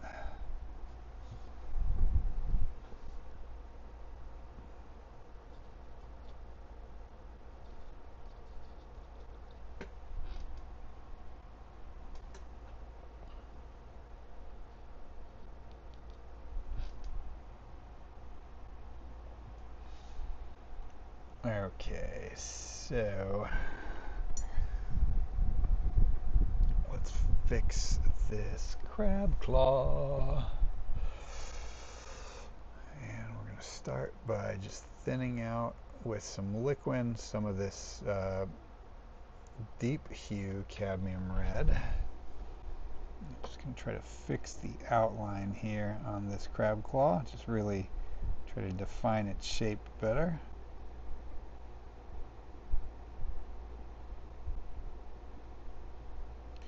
And in the process, try to cover up all my my wax marker lines here. So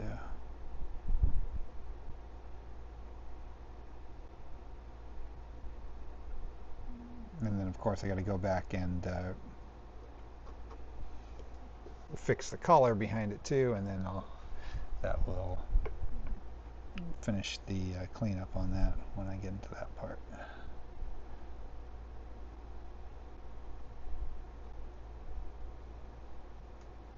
Yeah, I don't know why I was hung up so long on trying to make this like kind of a weird mutant-y crab. I think now that or lobster, I think now that I've drawn it in, I think that was always the right way to go. It was just a more standard lobster.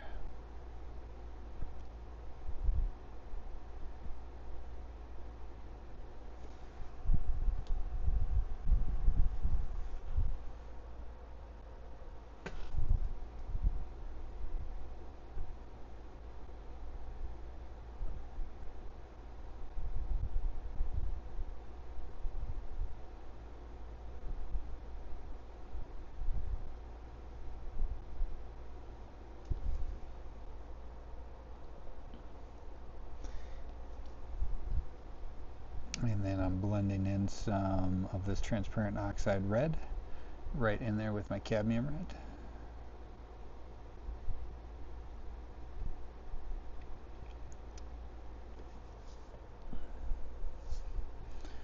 And you see I'm just going to kind of work in a lot of my different reds in here. I'm going to throw in a little bit of this light hue cadmium red in bits, and then I'm even going to let that transition into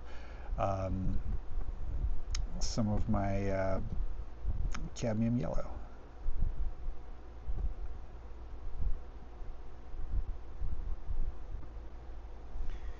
Just get a little cadmium yellow on there and actually just mix that right in with the red right on the old canvas.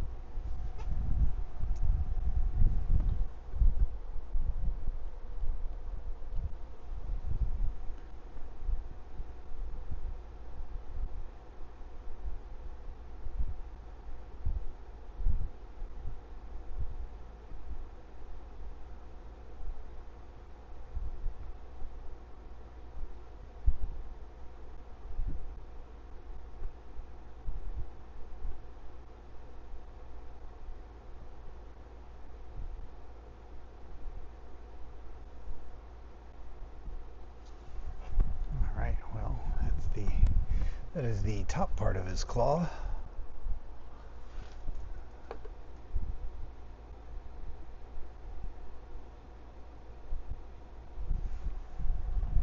Alright, let me try to fix this. I'm actually so confused now by all the random crap behind him. I can see now too that I'm going to want a little bit of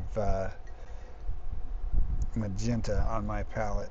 So let me pull out the Voxo paint and squeeze out some magenta. Actually, not magenta. I want some purple. Some purple. What do I got here? I got dioxazine purple. There we go.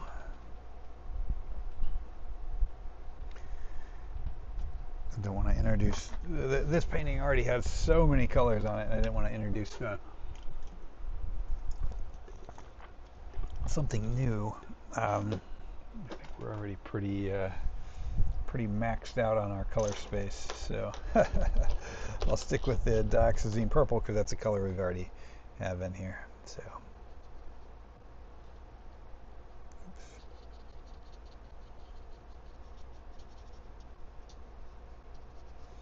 and steal a little bit of this white.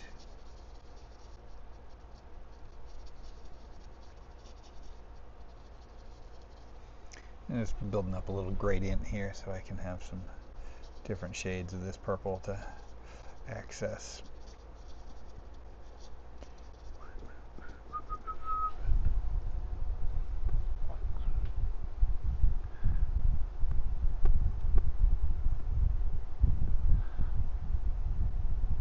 Travis says Aquatic Clint. Yes, that's what they used to call me.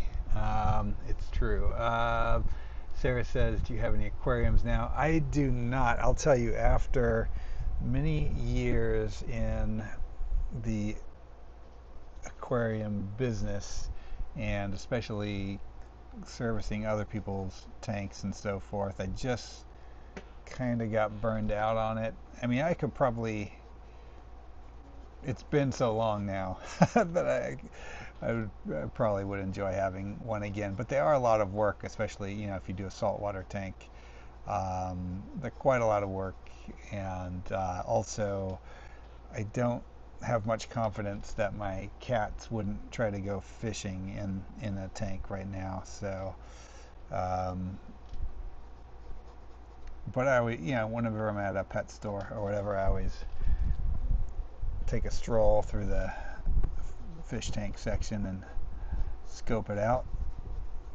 Generally, I'm just silently judging the fish store or the pet store, because I find that most pet stores keep their tanks filthy, and I always spot fish diseases in them too.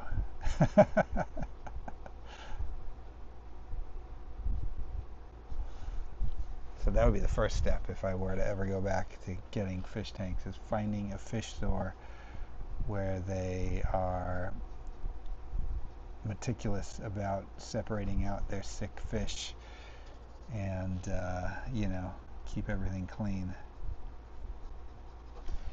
But for right now, I'm fine without it. Let's see. Michael says my favorite sea creature is the mantis shrimp. Yeah, those are cool. Super cool. Technicon says reoccurring squirrels sounds like a good band name. It does indeed. My dad says, have you painted any clownfish squirrels? Not yet, but now that you say that, that is a fantastic idea. And Sarah says her cats leave her aquariums alone, luckily. Ah, well, that's good. Do you have saltwater or freshwater, Sarah? Or both?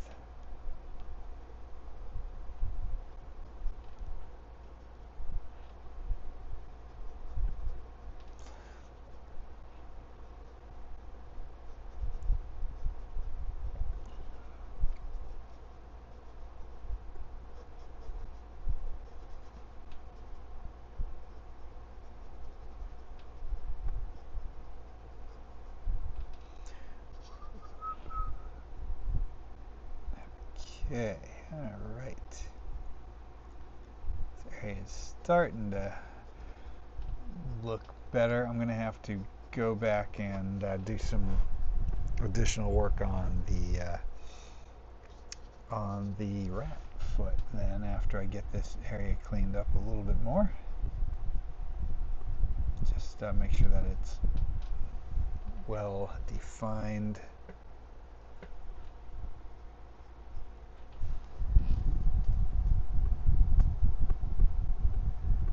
Sarah says she's got freshwater fish. Yeah, well, freshwater is cool too. There's lots of cool fish in fresh and in salt.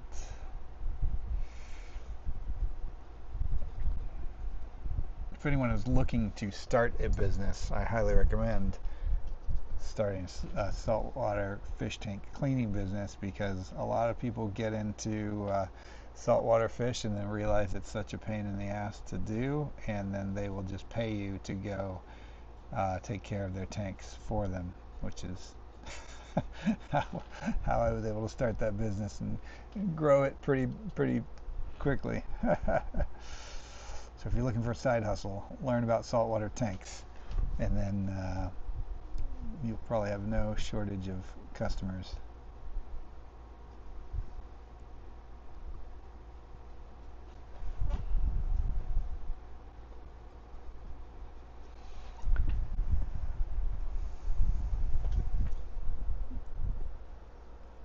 Okay.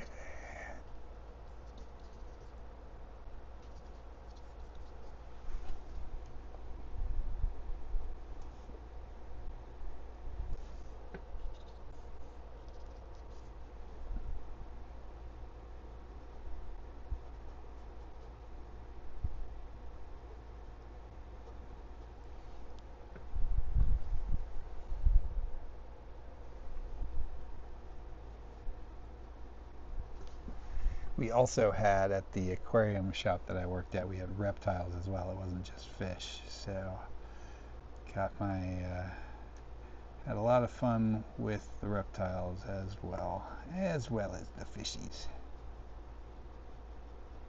We had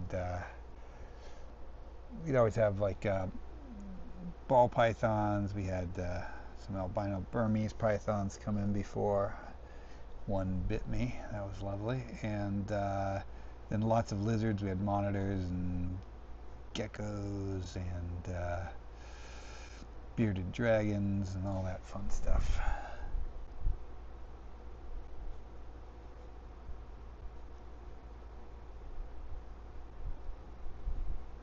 I don't blame the snake for biting me, though. By the way, I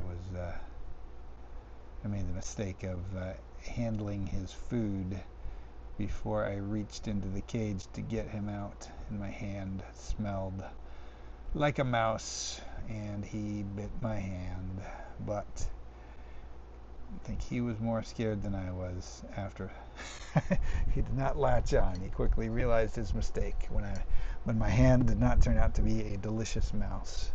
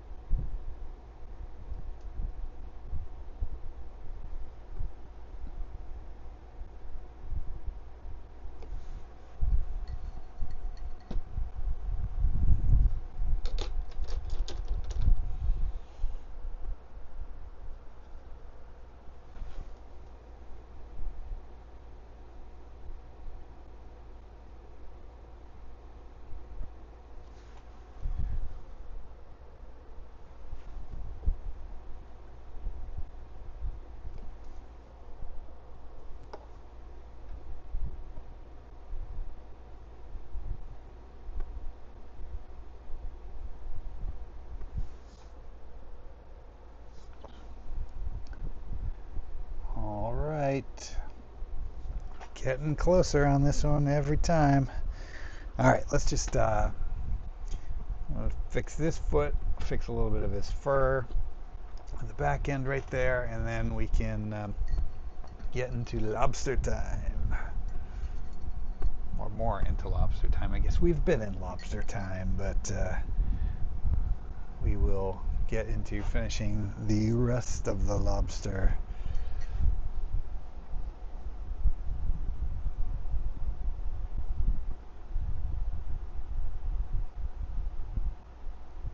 Ojasan says, I got a 13-inch pleco, plecostomus, I presume. I just can't seem to let go of. His name is Godzilla. Oh, awesome. Yeah, man. Those things, plecostomus, can live for a long time. We had one that was at the shop I was at, and I worked at that store. You know, that was one of my earliest jobs as a kid, and I was there for, I don't know, 3 or 4 years, and I think he was a big guy, and I think when I first started working there, the owner said he was like 10 or 15 or something like that, and he was alive the entire time I was there up until the last year when he got put in a tank with Marvin, who was a big catfish, and Marvin ate him. It was sad, but they can live a long time. I wonder what happened to Marvin. Let's see. Travis says, I always wanted to do a reef tank, but I never ventured out of saltwater realm with mostly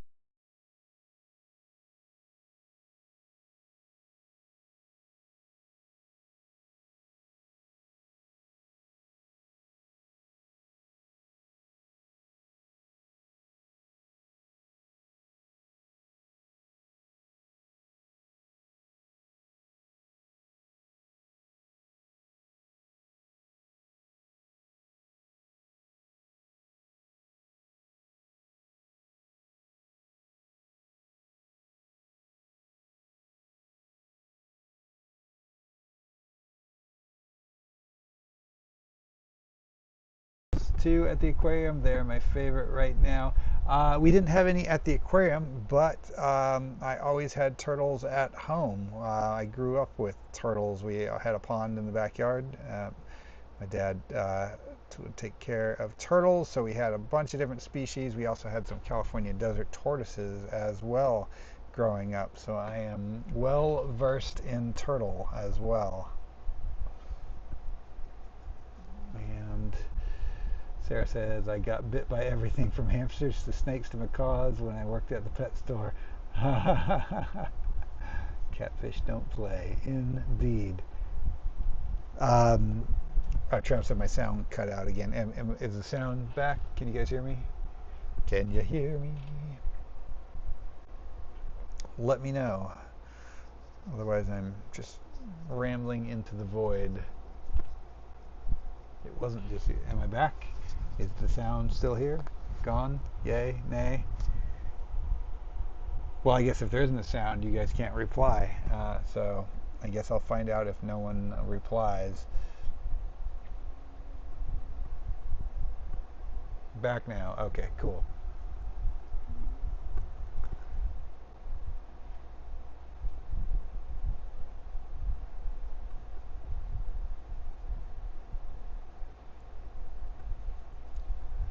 So you guys thought you were just going to tune in and find out about painting, and instead you get to talk about reptiles and fish. You never know what'll happen on Art Autopsy. It can take a turn at any moment.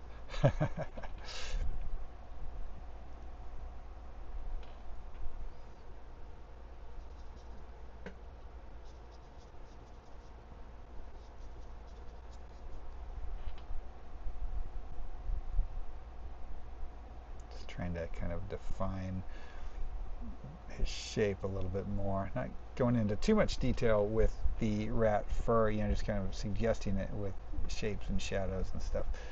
And trying not to mess it up in the process.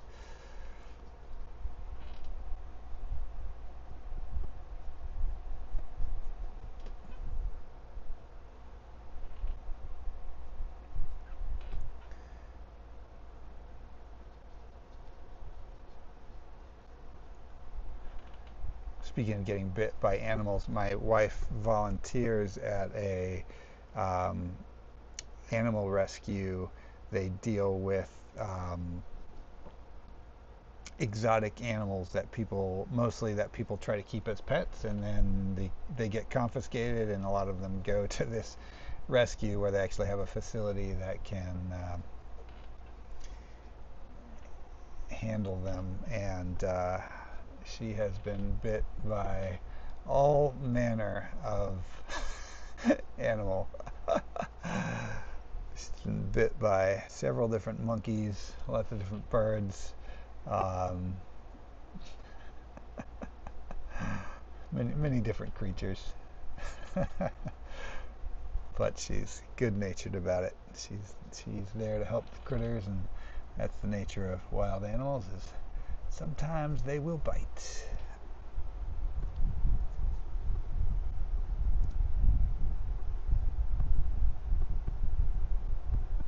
Oh, Michael says he almost got bitten by a snapping turtle 5 days ago. Ooh, that would not be fun.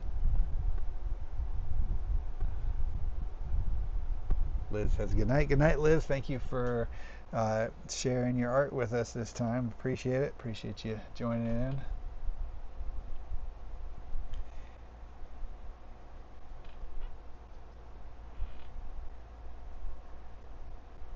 Here's a tip. If you get bit by a turtle, Although don't get too close, don't get your face too close to their face because you don't want to get bit in the face.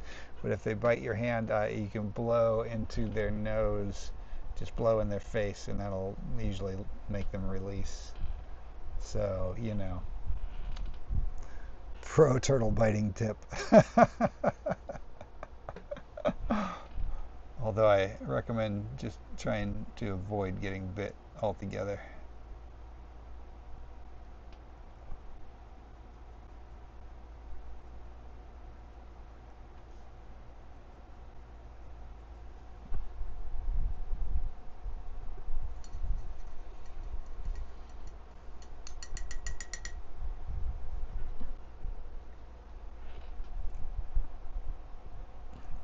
Okay, redraw this back leg a bit too on the old rat.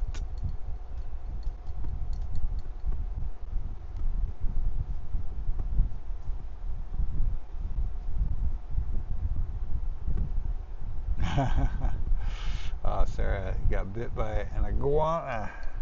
Those things can bite. I fortunately have never been bit by one of those, but I hear it's not fun.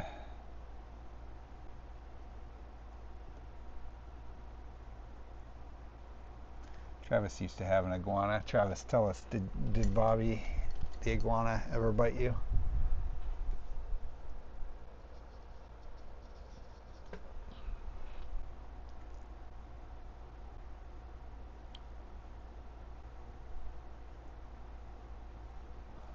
I was always kind of scared of Bobby. I'd go over to Travis's house and Bobby would just be there hanging out, staring at me. Never knew what was on his mind. He was a big iguana.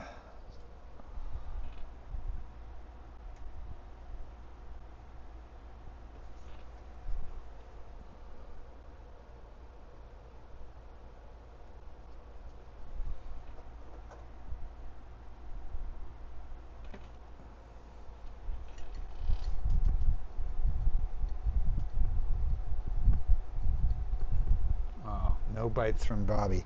I see, I see. Docile to you, but Bobby would give me the stink eye, so, you know.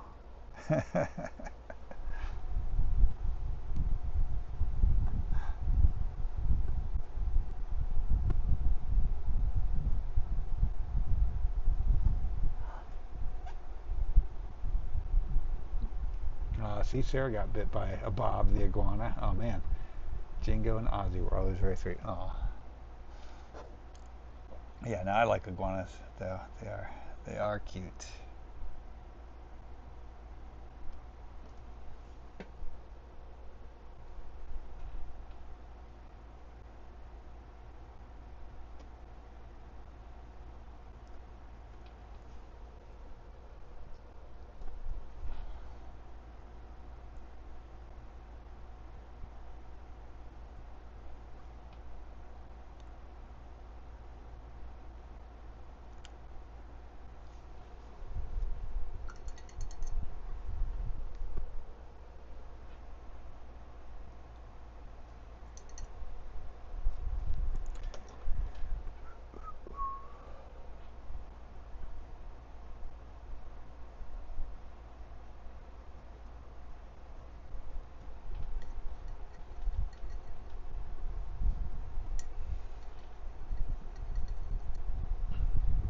Now we're already 2 hours deep into the stream. I appreciate you guys sticking with me. Although this is generally the time of night when people start dropping off, but I know we've lost a few already. But thanks everyone who's in it for the long haul. Well, I appreciate anyone dropping in for any amount of time at all. So.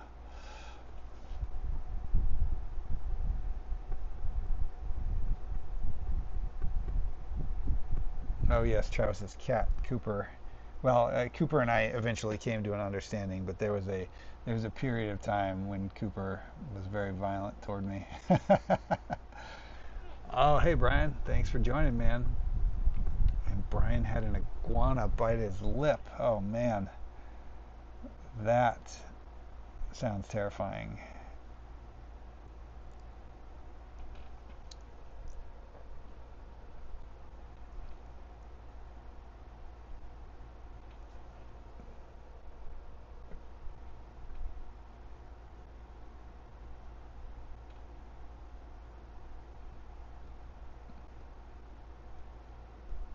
Okay, I think we're at lobster time now.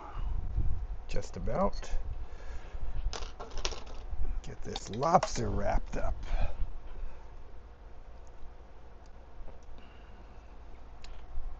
And yes, it is a rock lobster.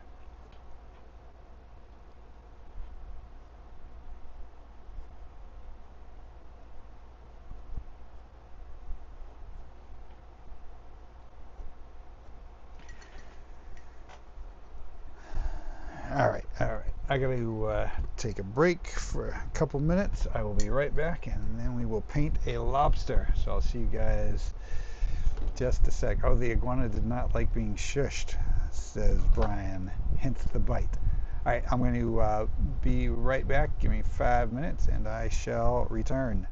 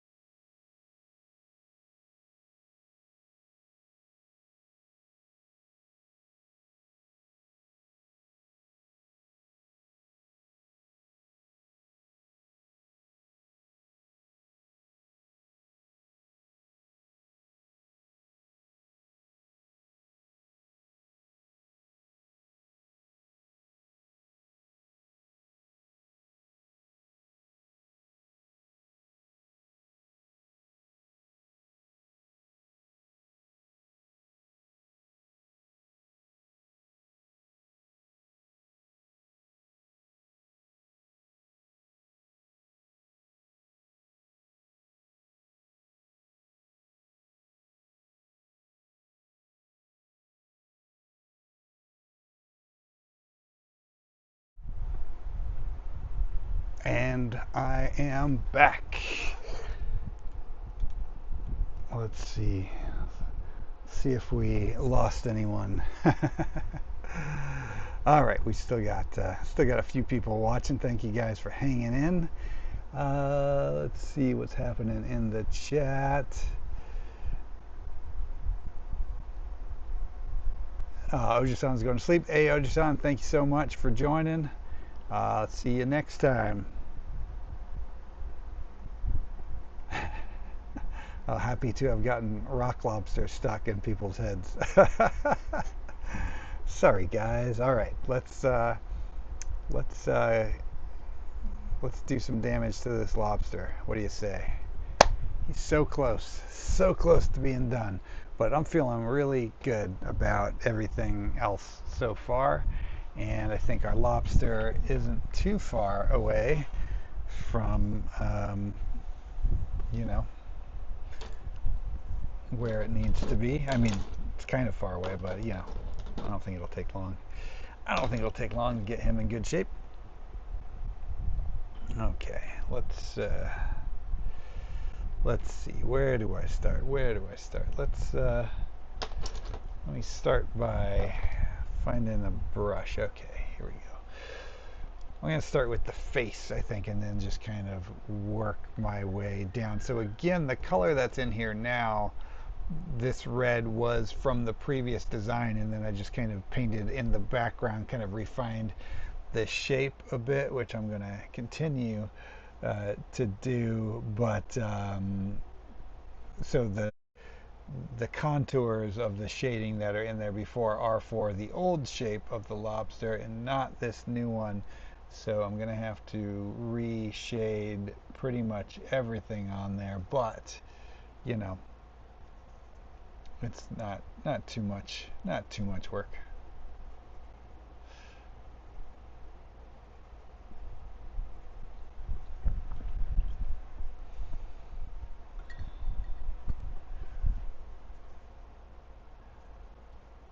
So we're going to be using all of our reds on this guy. So our cadmium red dark hue, our cadmium red light hue, our transparent oxide red, and well, not all of the reds. I probably won't need crimson on him. I'm saving that color for the blood. And then of course we are gonna just blend in some cadmium yellow as well as we go, and we'll eventually even put some white in there for some more highlights.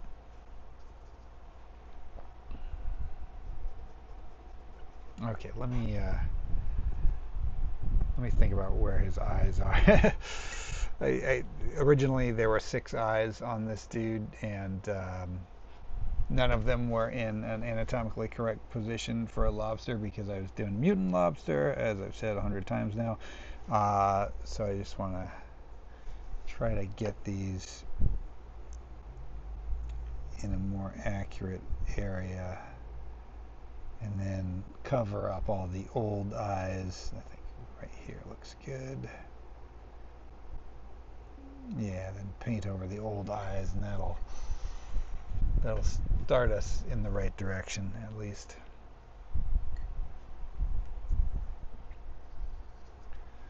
So let's cover up. That's an old eye right there. We don't need that eye. Get out of here, eye.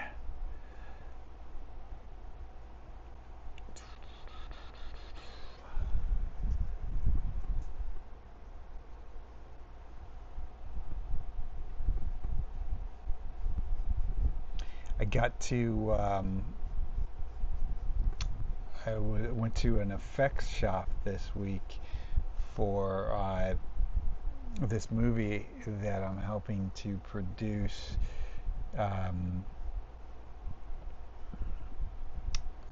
They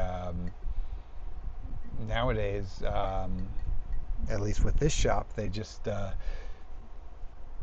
scan actors instead of doing plaster molds, which was pretty good, for when they're doing prosthetics and stuff. So that was neat to see.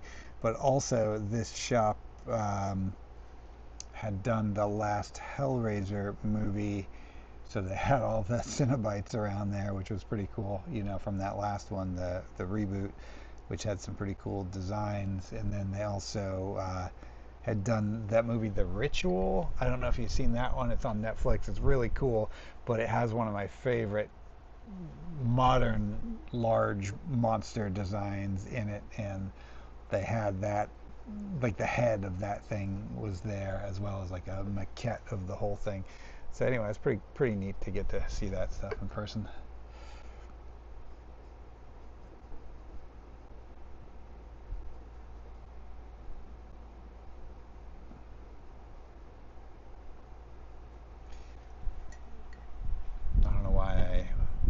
mention that. Right now, probably the lobster reminded me of a monster, I guess.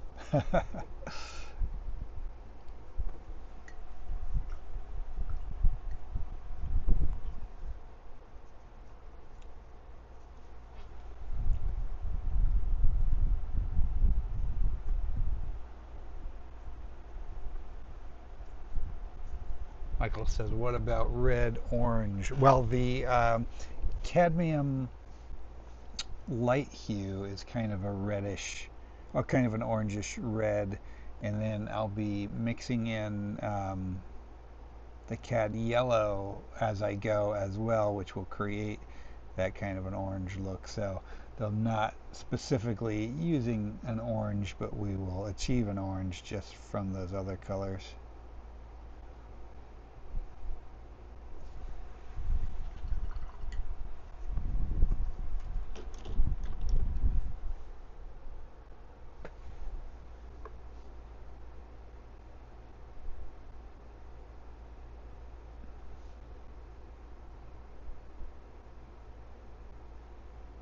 And again, this guy is gonna be on display for the first time at the upcoming Hyena Horror Market. Not this coming Saturday, but the Saturday after, July 18th, at the Mayflower Club in North Hollywood. So if you want to be amongst the first to see it in person, join me over there. It's going to be a fun convention. And then of course also, yeah, I can have my new mask on display, as well as all my old favorites.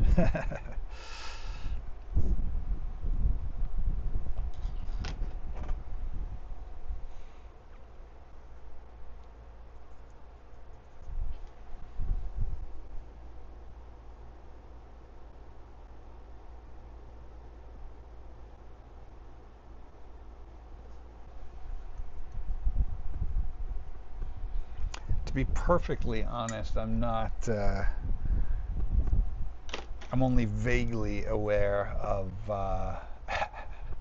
lobster anatomy, so I might be fudging some of this. So any lobster experts that look upon this painting will probably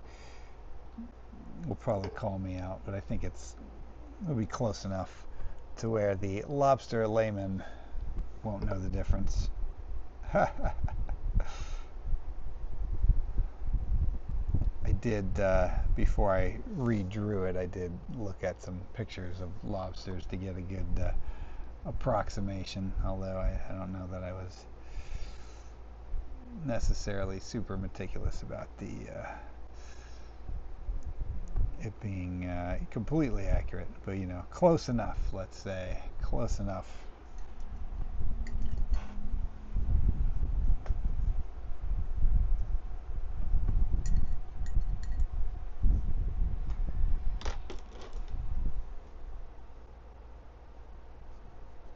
And just mix up a little more of this dioxazine purple with some more white, and I just want to kind of, I think, redraw his face a little bit more here. Just kind of shave it down, thin it out a bit,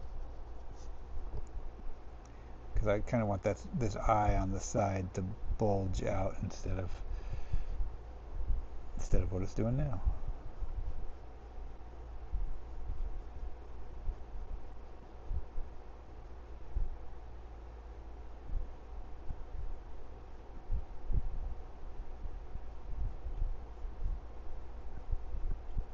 All right. Yeah, he's getting more lobstery by the minute.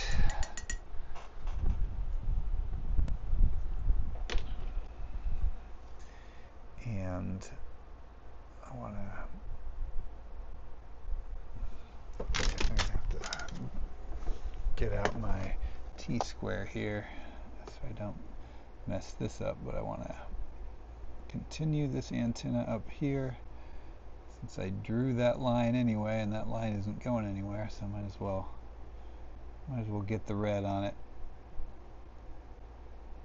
Try to keep it thin.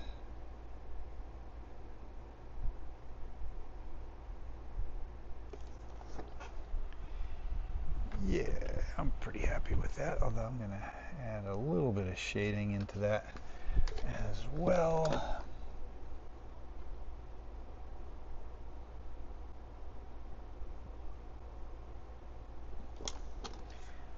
And kind of even want to go slightly longer with it.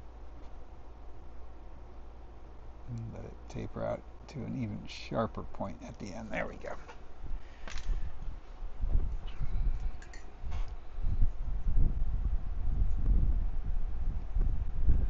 Okay, and maybe it should get. I kind of did. Well, this is remnants from the last the last version of him, so I want to thin that out a bit to kind of get it closer to that. I think either that or I have to thicken the other one, or he will be lopsided and then he'll just walk in circles. We can't have that, can we?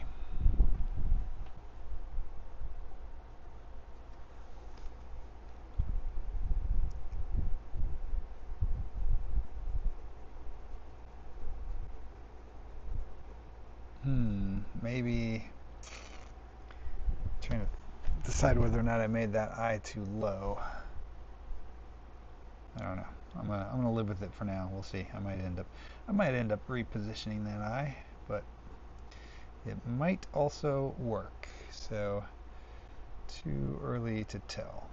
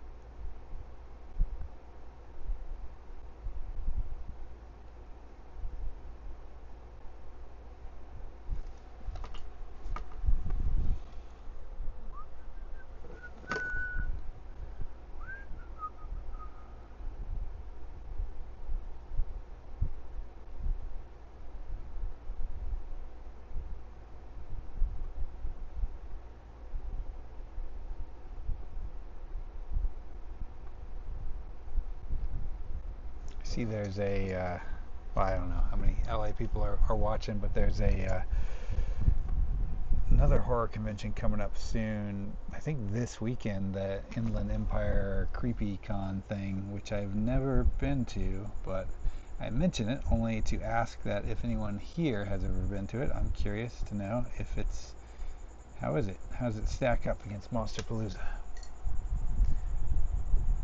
Arcade Chef has joined. Hey man, yo, big fan. They say thank you so much. I appreciate it. Appreciate you tuning in and watching.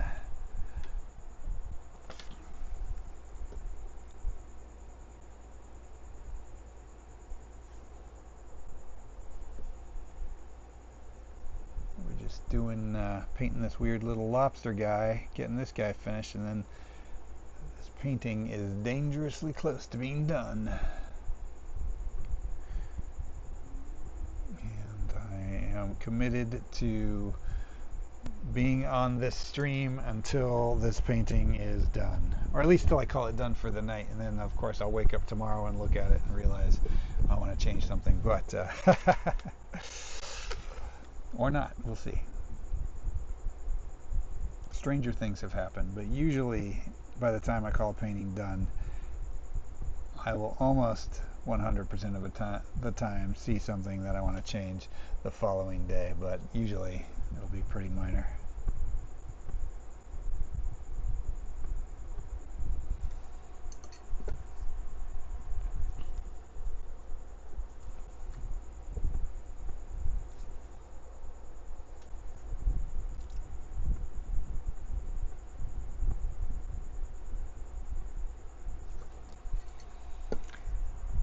Alright, let me just fix this. Yeah, I do want to thin it out. It is too thick. I kind of like the thinness of this other one better, which is going to be a bit of a pain because that means I'm going to have to repaint the chin on this clown a bit, but that's alright. It's for the greater good.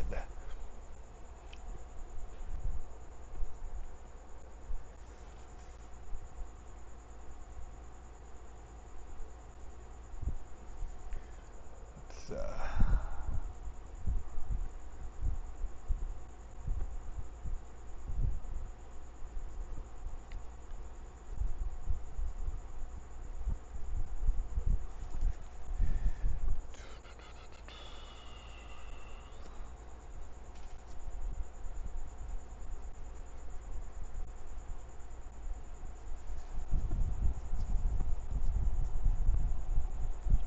Oh, Arcade Chef says I actually had a Frankenstein monster that you painted and tattooed. I'm like, oh yeah.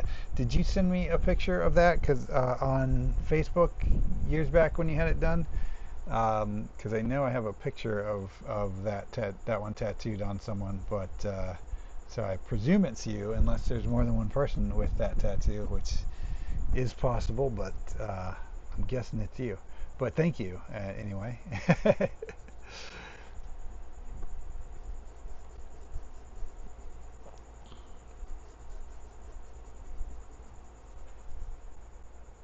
That painting is currently in the home of, the original is in the home of director Kelton Jones.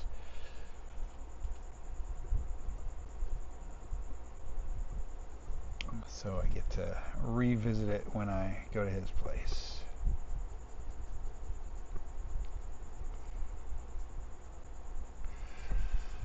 Oops, I forgot that blood was fresh on his chin and I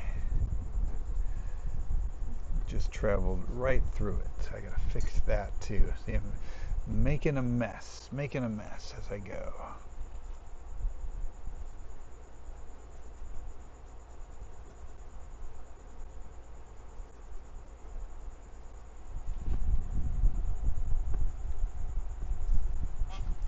Facebook, yeah, cool.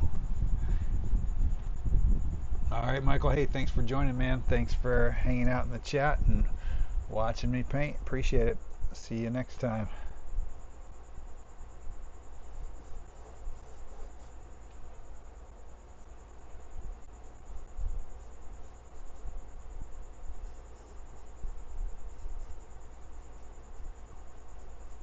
All right, I think I gotta redo the blood on the chin first, and then I can redo the lobster antenna.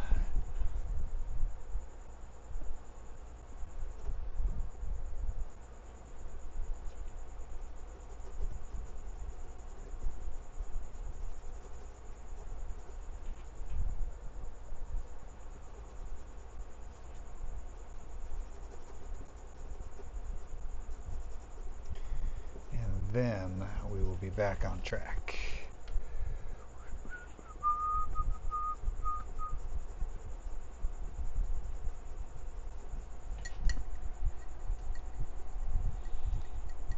For those of you tuning in, because I know, I say this a bunch because people pop in and out through here. You're watching Art Autopsy. It's a bi-weekly art live stream that I do here on the old YouTubes. I'm a professional artist working in the film and television industry quite a bit.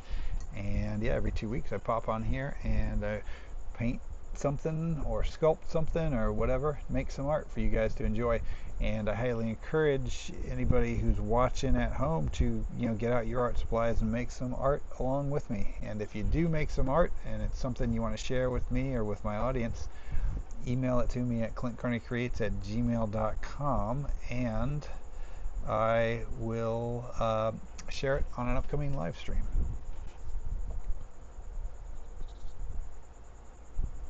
And I also encourage anybody watching to say hi in the chat or to, talk with the other people in the chat. We get a lot of cool artists that pop in from time to time, so you never know who's going to be watching.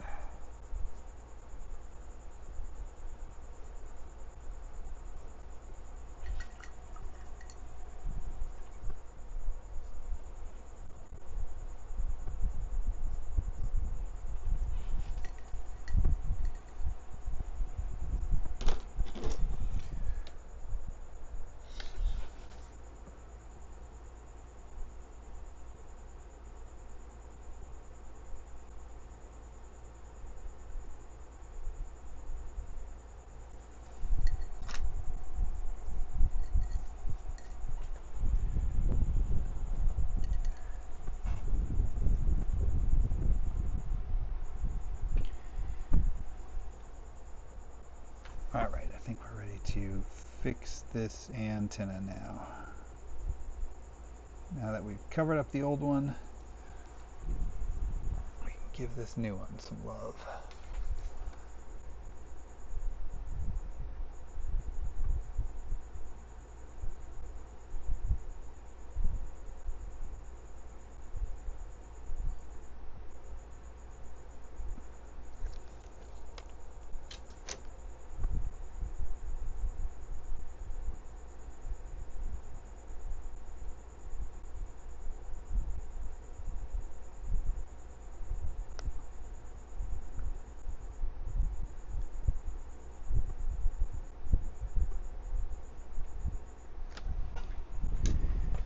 Okay, that wasn't too bad.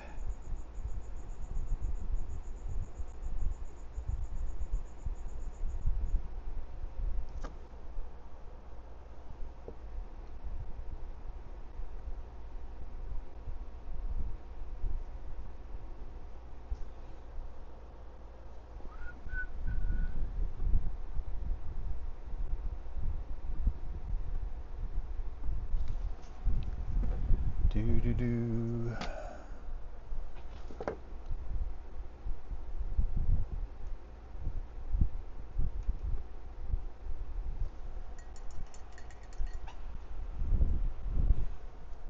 All right, how you guys feeling about the lobster face? I think he's looking a lot better. Now we just have the rest of him to do, but he's coming together pretty quickly, so.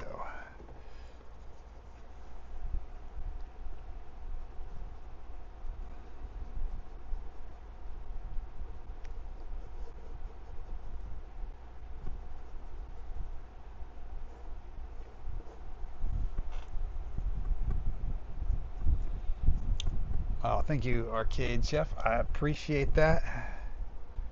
Appreciate you watching and appreciate you having the tattoo of my work. It's cool.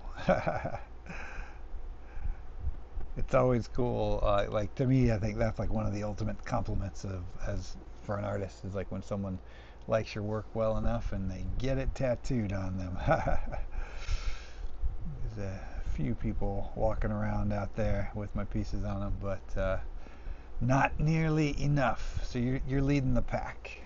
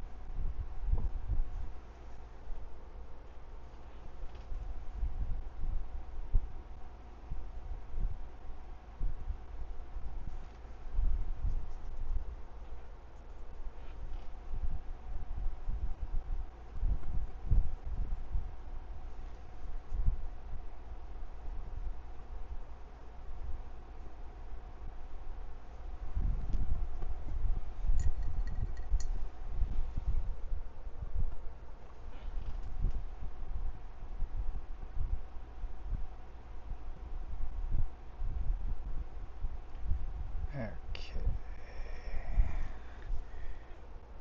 Trying to think about how the different segments of his shell connect, and then think about where those might hit the light. It's all just guesswork, but you know.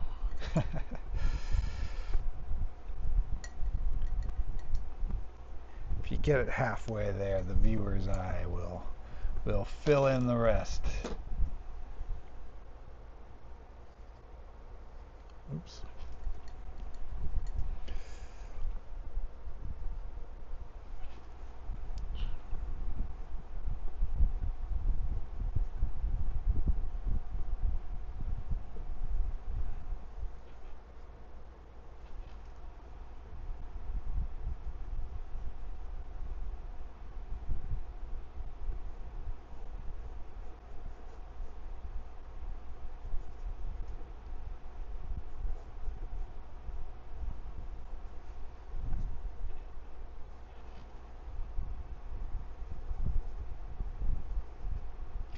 So yeah, I'm just using cadmium red deep hue as my kind of base color for this, and then the darker shades leaning on the transparent oxide red, letting those blend together. And then my highlight colors, I'm using cad yellow, and that's where I'm getting most of the color in here. And then you know, periodically throw in a little splash of cobalt blue and some white for some specular highlights, so it feels wet and shiny.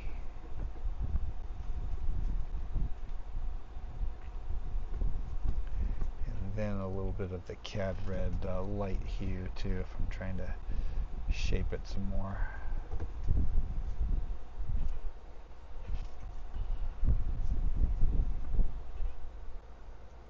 And I'll throw a little bit of the white in here to try to get a little bit of bounce light off of the bottom of this part of his exoskeleton.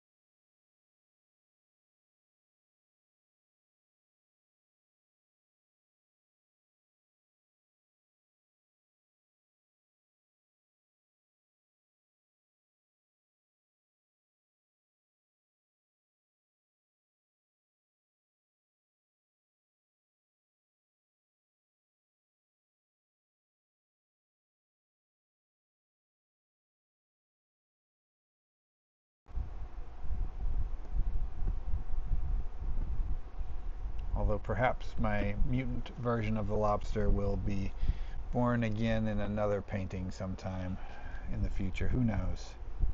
It just wasn't right for this one.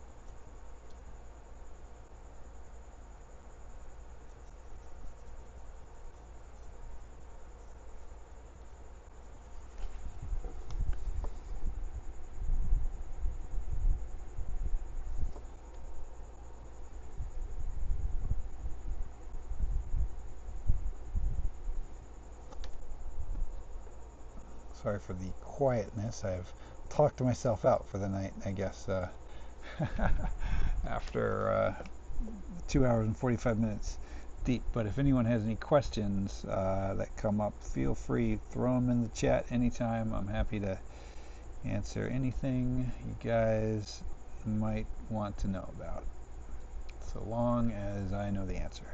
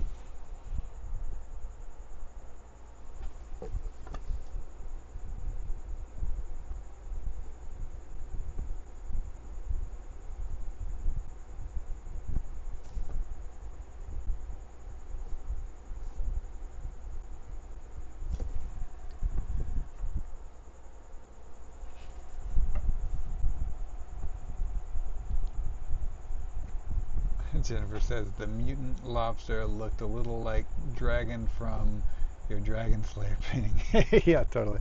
I can see the resemblance there.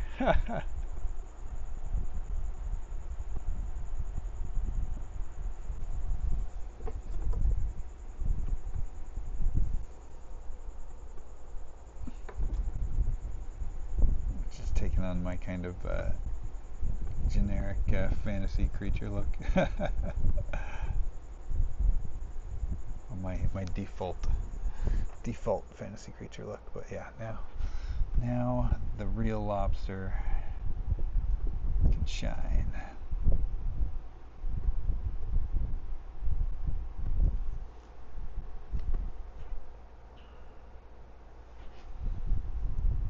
A lot of their exoskeletons have these kind of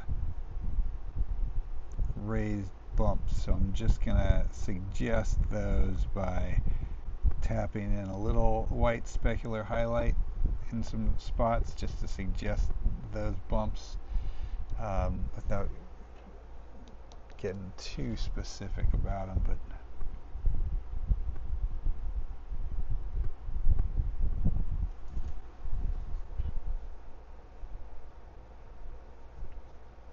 and I'm going to mix in a little titanium white with the cobalt blue and just try to get I want a bounce light coming up off of the collar here on this side of the lobster, but I don't want it to be too white. I don't want it to compete too much with the specular highlights, so I want it to look more like it's just reflecting the color off of the collar. Yeah, that'll do it. That'll do.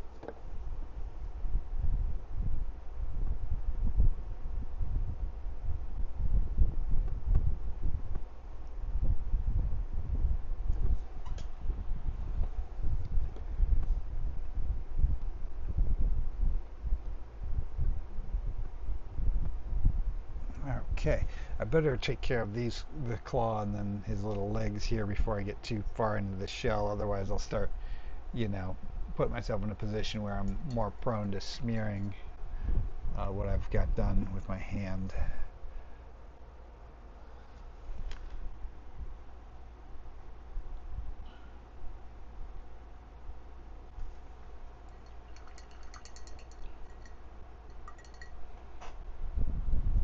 And then I think there's still some opportunities on the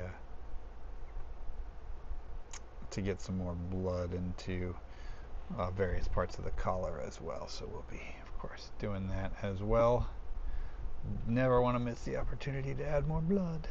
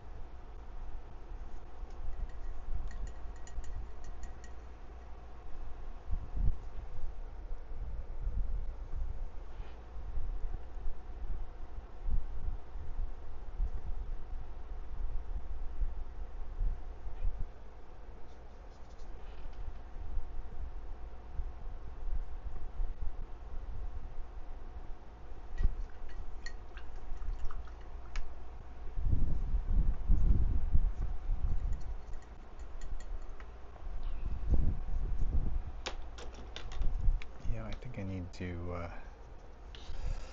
add a little shadow on the bottom of this guy right here, especially where it crosses over here, because it's just getting lost. Yeah.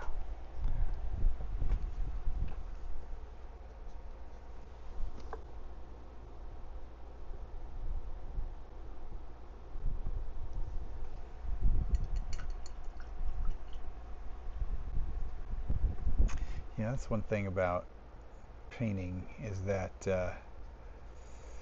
you know, you're not tied to realism. So like in that case, um, I was adding a little shadow that probably you wouldn't see normally if this were a photograph of such a thing, but just for the sake of a better composition, to make an element pop out that you want to stand out, you can fudge reality for the sake of something that's more pleasing to the eye.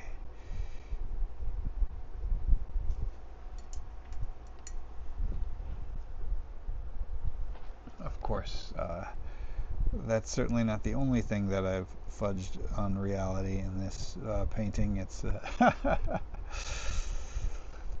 there is many a artistic decision that has veered away from realism.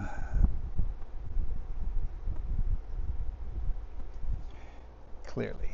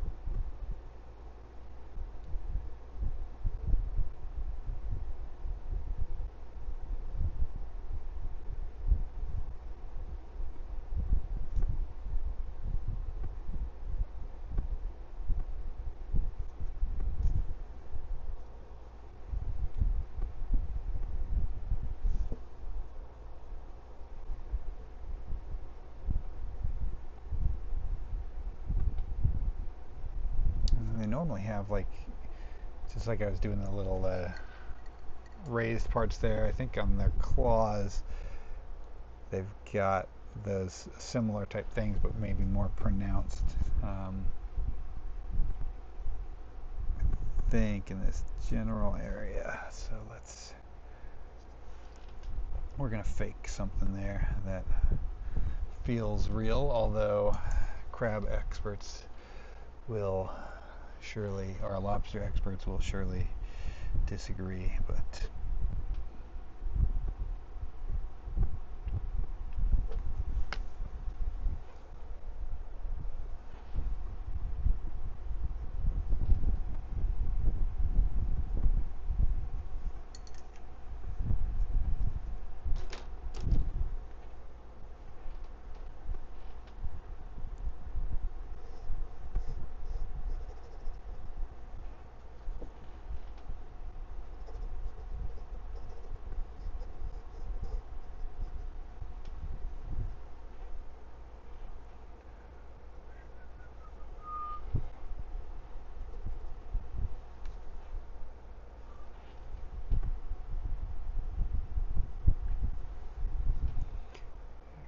just gonna again just do some little kind of bold specular highlights here that'll just be like fill-ins for these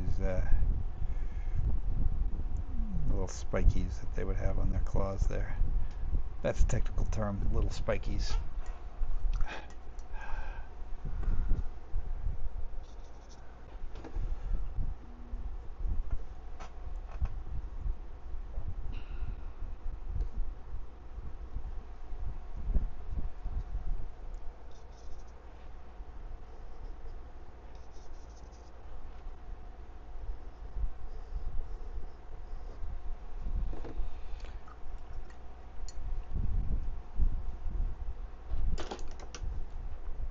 And I want to do that same kind of light blue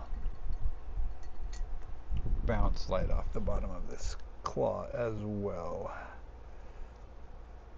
So again, not pure white, but we throw in a little bit of cobalt blue, and then we can get like a little bounce in there.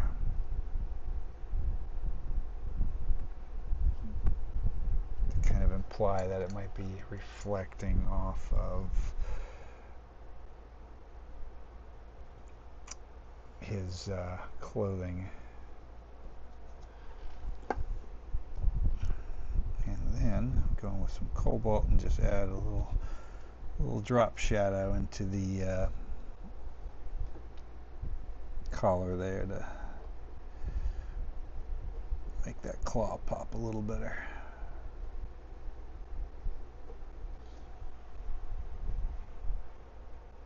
And I'm going to take some of that cobalt, mix it in with a little of our transparent oxide red, which gives us kind of almost a black color, but not quite. And that's going to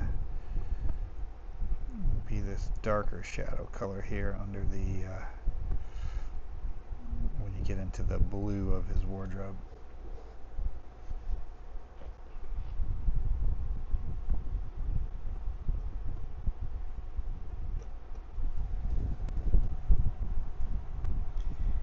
Oh, Jennifer said, sorry to have to bail, but I'm off to bed. Excited to see the finished painting at the horror market. Thank you for watching, Jennifer. I appreciate you tuning in.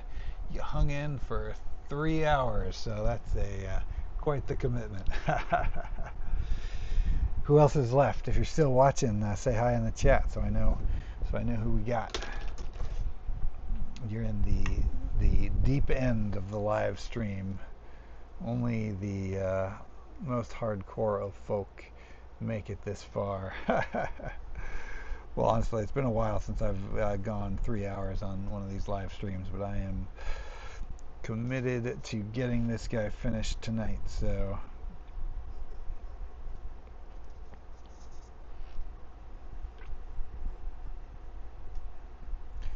regardless of how many people are watching.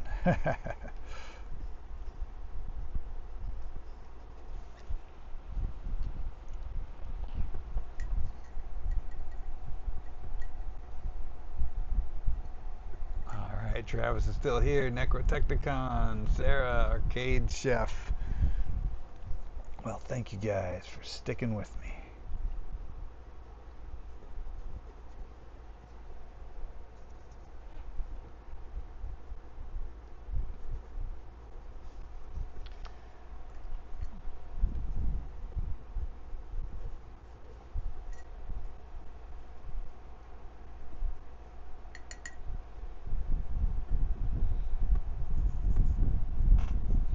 Here's a lobster anatomy question I will throw out into the void.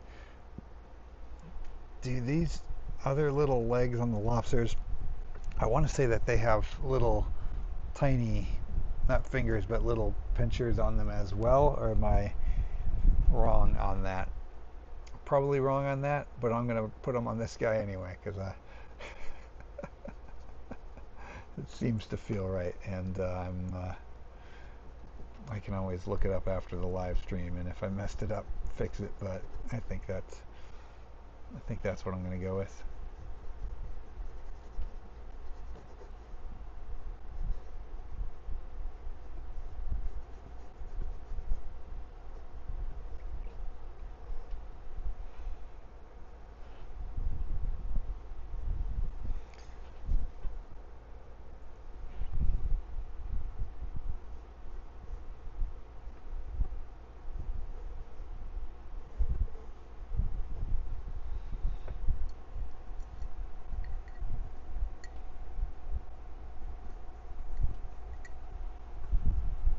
One set of big ones and one set of little, I think, says Sarah.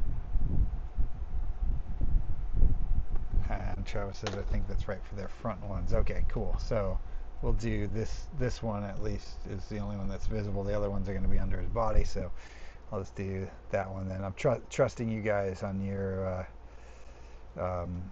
expert knowledge of lobster anatomy. I appreciate you guys. I appreciate the feedback there. It sounds right. It sounds right. So we're going with it.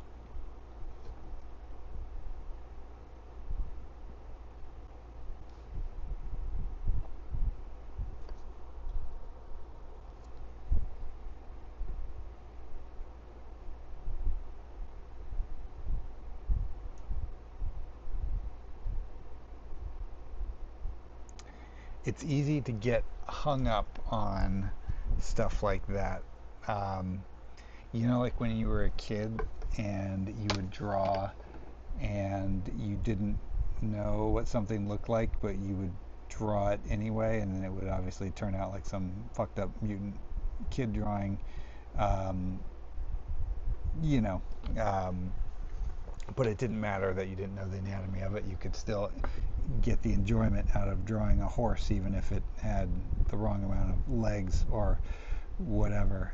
But as you get older, I think a lot of people get self-conscious about whether or not they get something right or wrong, and it can prevent them from just making the thing.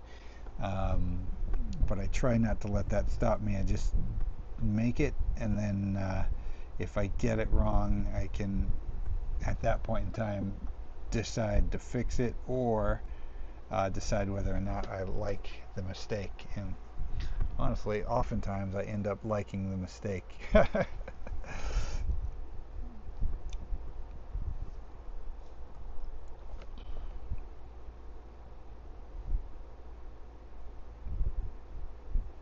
Sometimes the mistakes are what give you your style.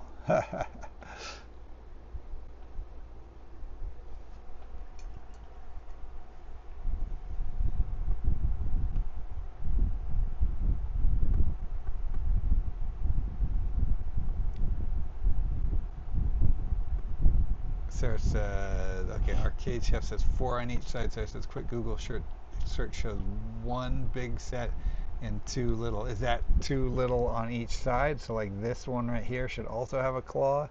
Or um, just to clarify?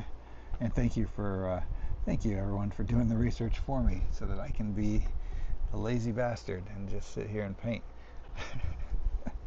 Well, I would Google it, but my computer is currently occupied with a live stream, and my phone is currently occupied as the camera for that you're seeing this through.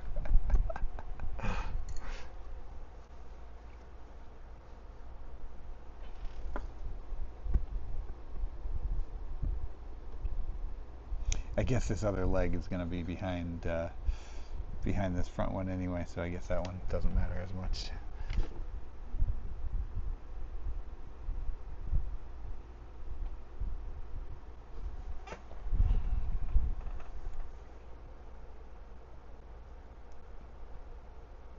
When in doubt, hide the piece. Strategically change the pose to hide the piece of anatomy that you're unsure about.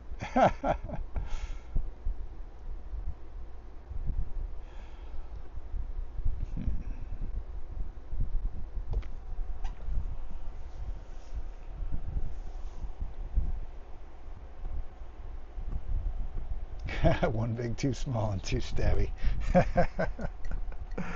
Excellent.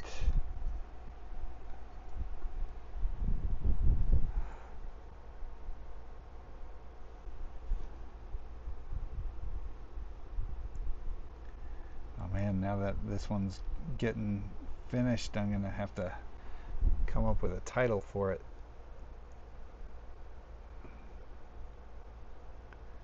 I don't think I thought about that yet.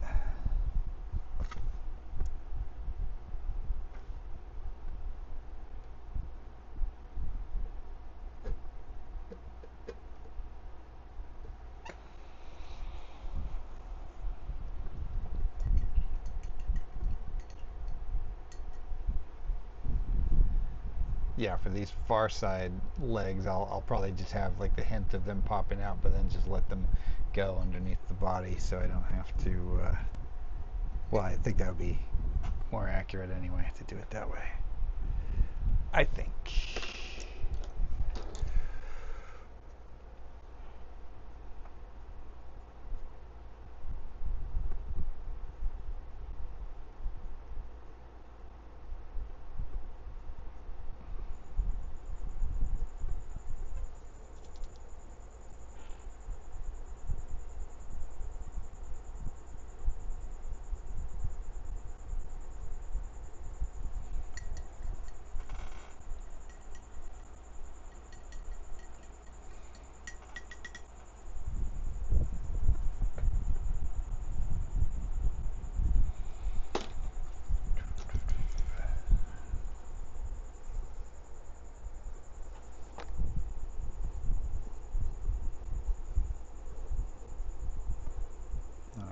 one's going to be hidden under there. Then I'll just do this third one out here. The stabby one will kind of be hidden under the big claw anyway, I think so.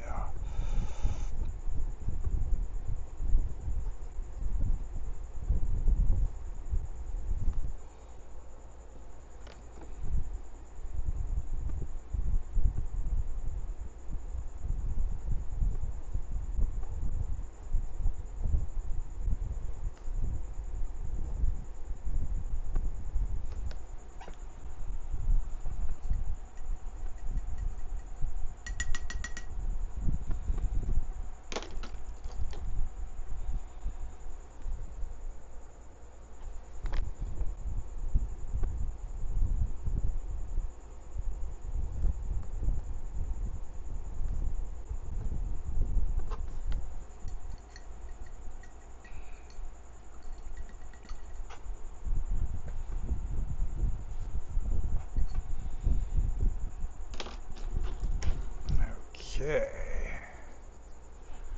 let's get this claw finished up.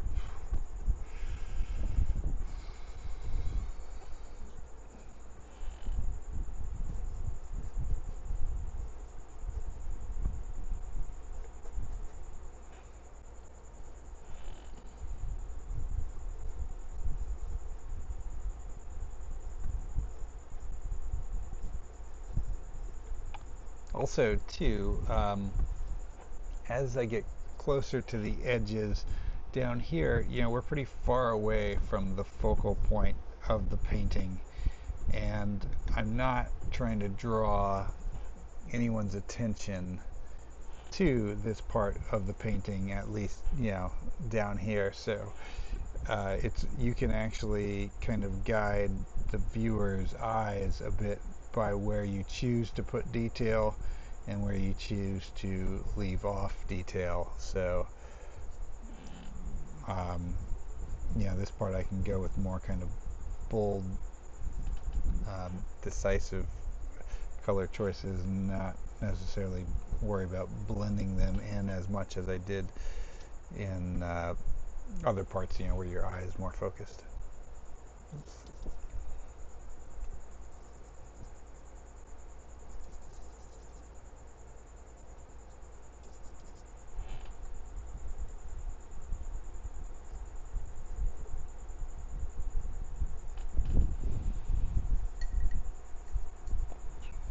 Or I'm just making excuses for why I'm getting lazy with the home stretch here. I'm kidding. It is intentional.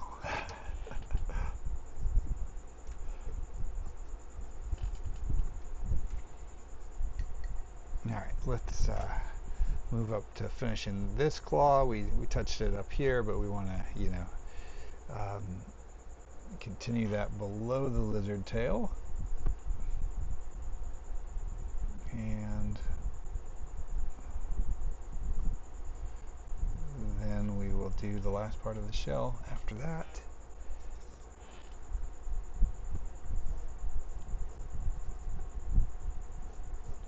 I think on these Art Autopsy live streams, this might be the closest I've ever actually come to finishing a painting on the live stream. Usually they start on the live stream. Sometimes we'll come in and I'll show you like middle of the process, but yeah, I don't know that I've ever actually finished one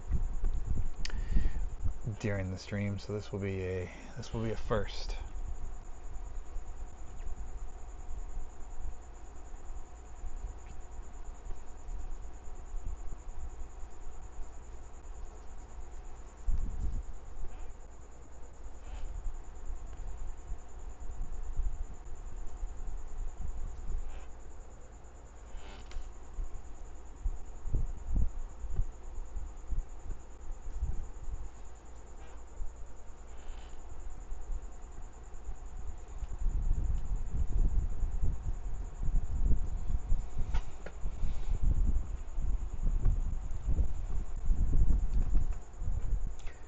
So I want to hint at these other limbs here. They're just going to come out and dip behind him.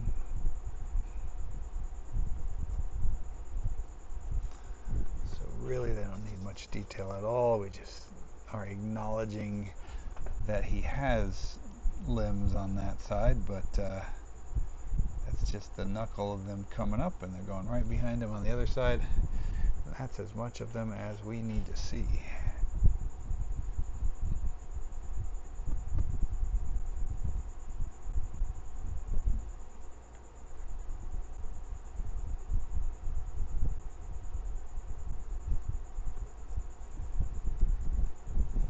But let's throw a little highlight on him, so we give him a little more shape. There we go.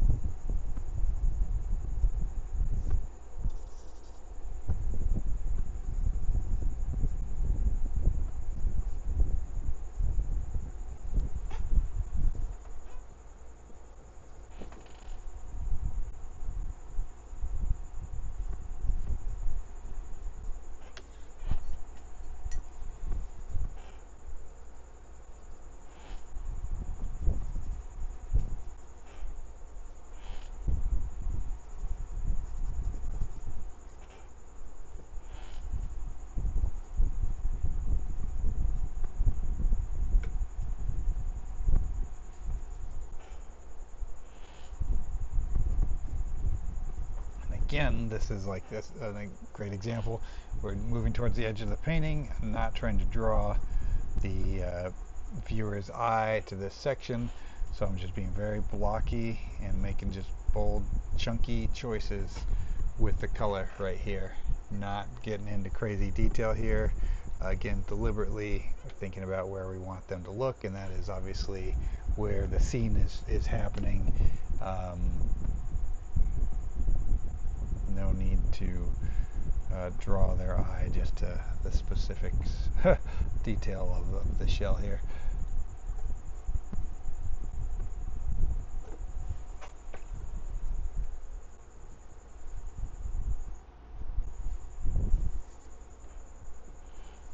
Let's see, I feel we need a little bit of specular highlights along there.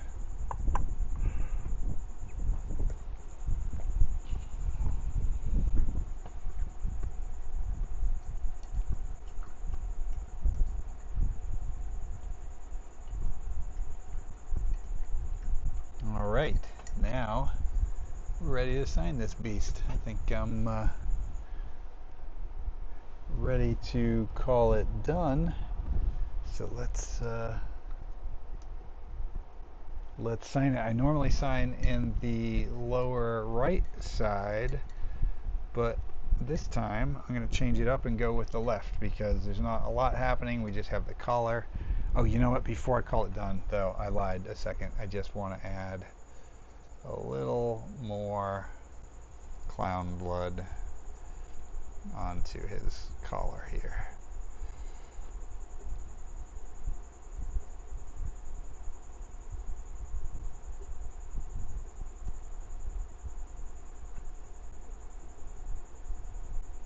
There we go. See?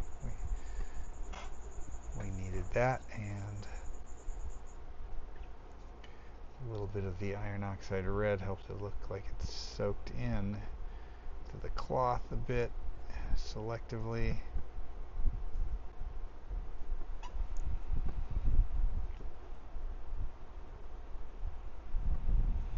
All right, now let's sign it. I think right here under this fold is a great spot to sign. And these days my signature has been simplified to just my initials. I do put the full signature on the back of the painting, but on the front I just keep it a simple CC, and that does the trick. And I'm just going to do some of this cobalt blue transparent oxide red mixture, just get a nice dark color on there. And now the trick for me is always getting those C's to be even.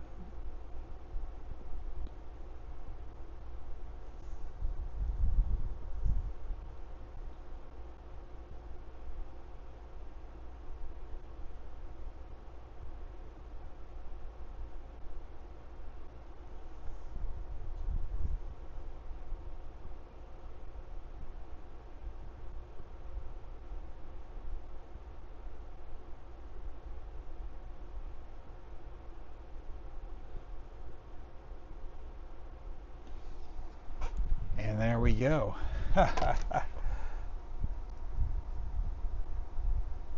Well, that's it. Calling it done. Yeah. Again, yeah, I might come back to it tomorrow or the next day and find a few things that I want to tweak on it. But in general, yeah, in general, it's done. And yeah, I'm pretty happy with it. Let's adjust the camera here so you can see. Yeah. What do you guys think? You dig it? Well, there we go. And I knocked the camera off. But that's okay. We're calling it done. So thank you guys. Thank you all so much for sticking with me. Appreciate you guys. And I will see you next time. Have a good night. Take care.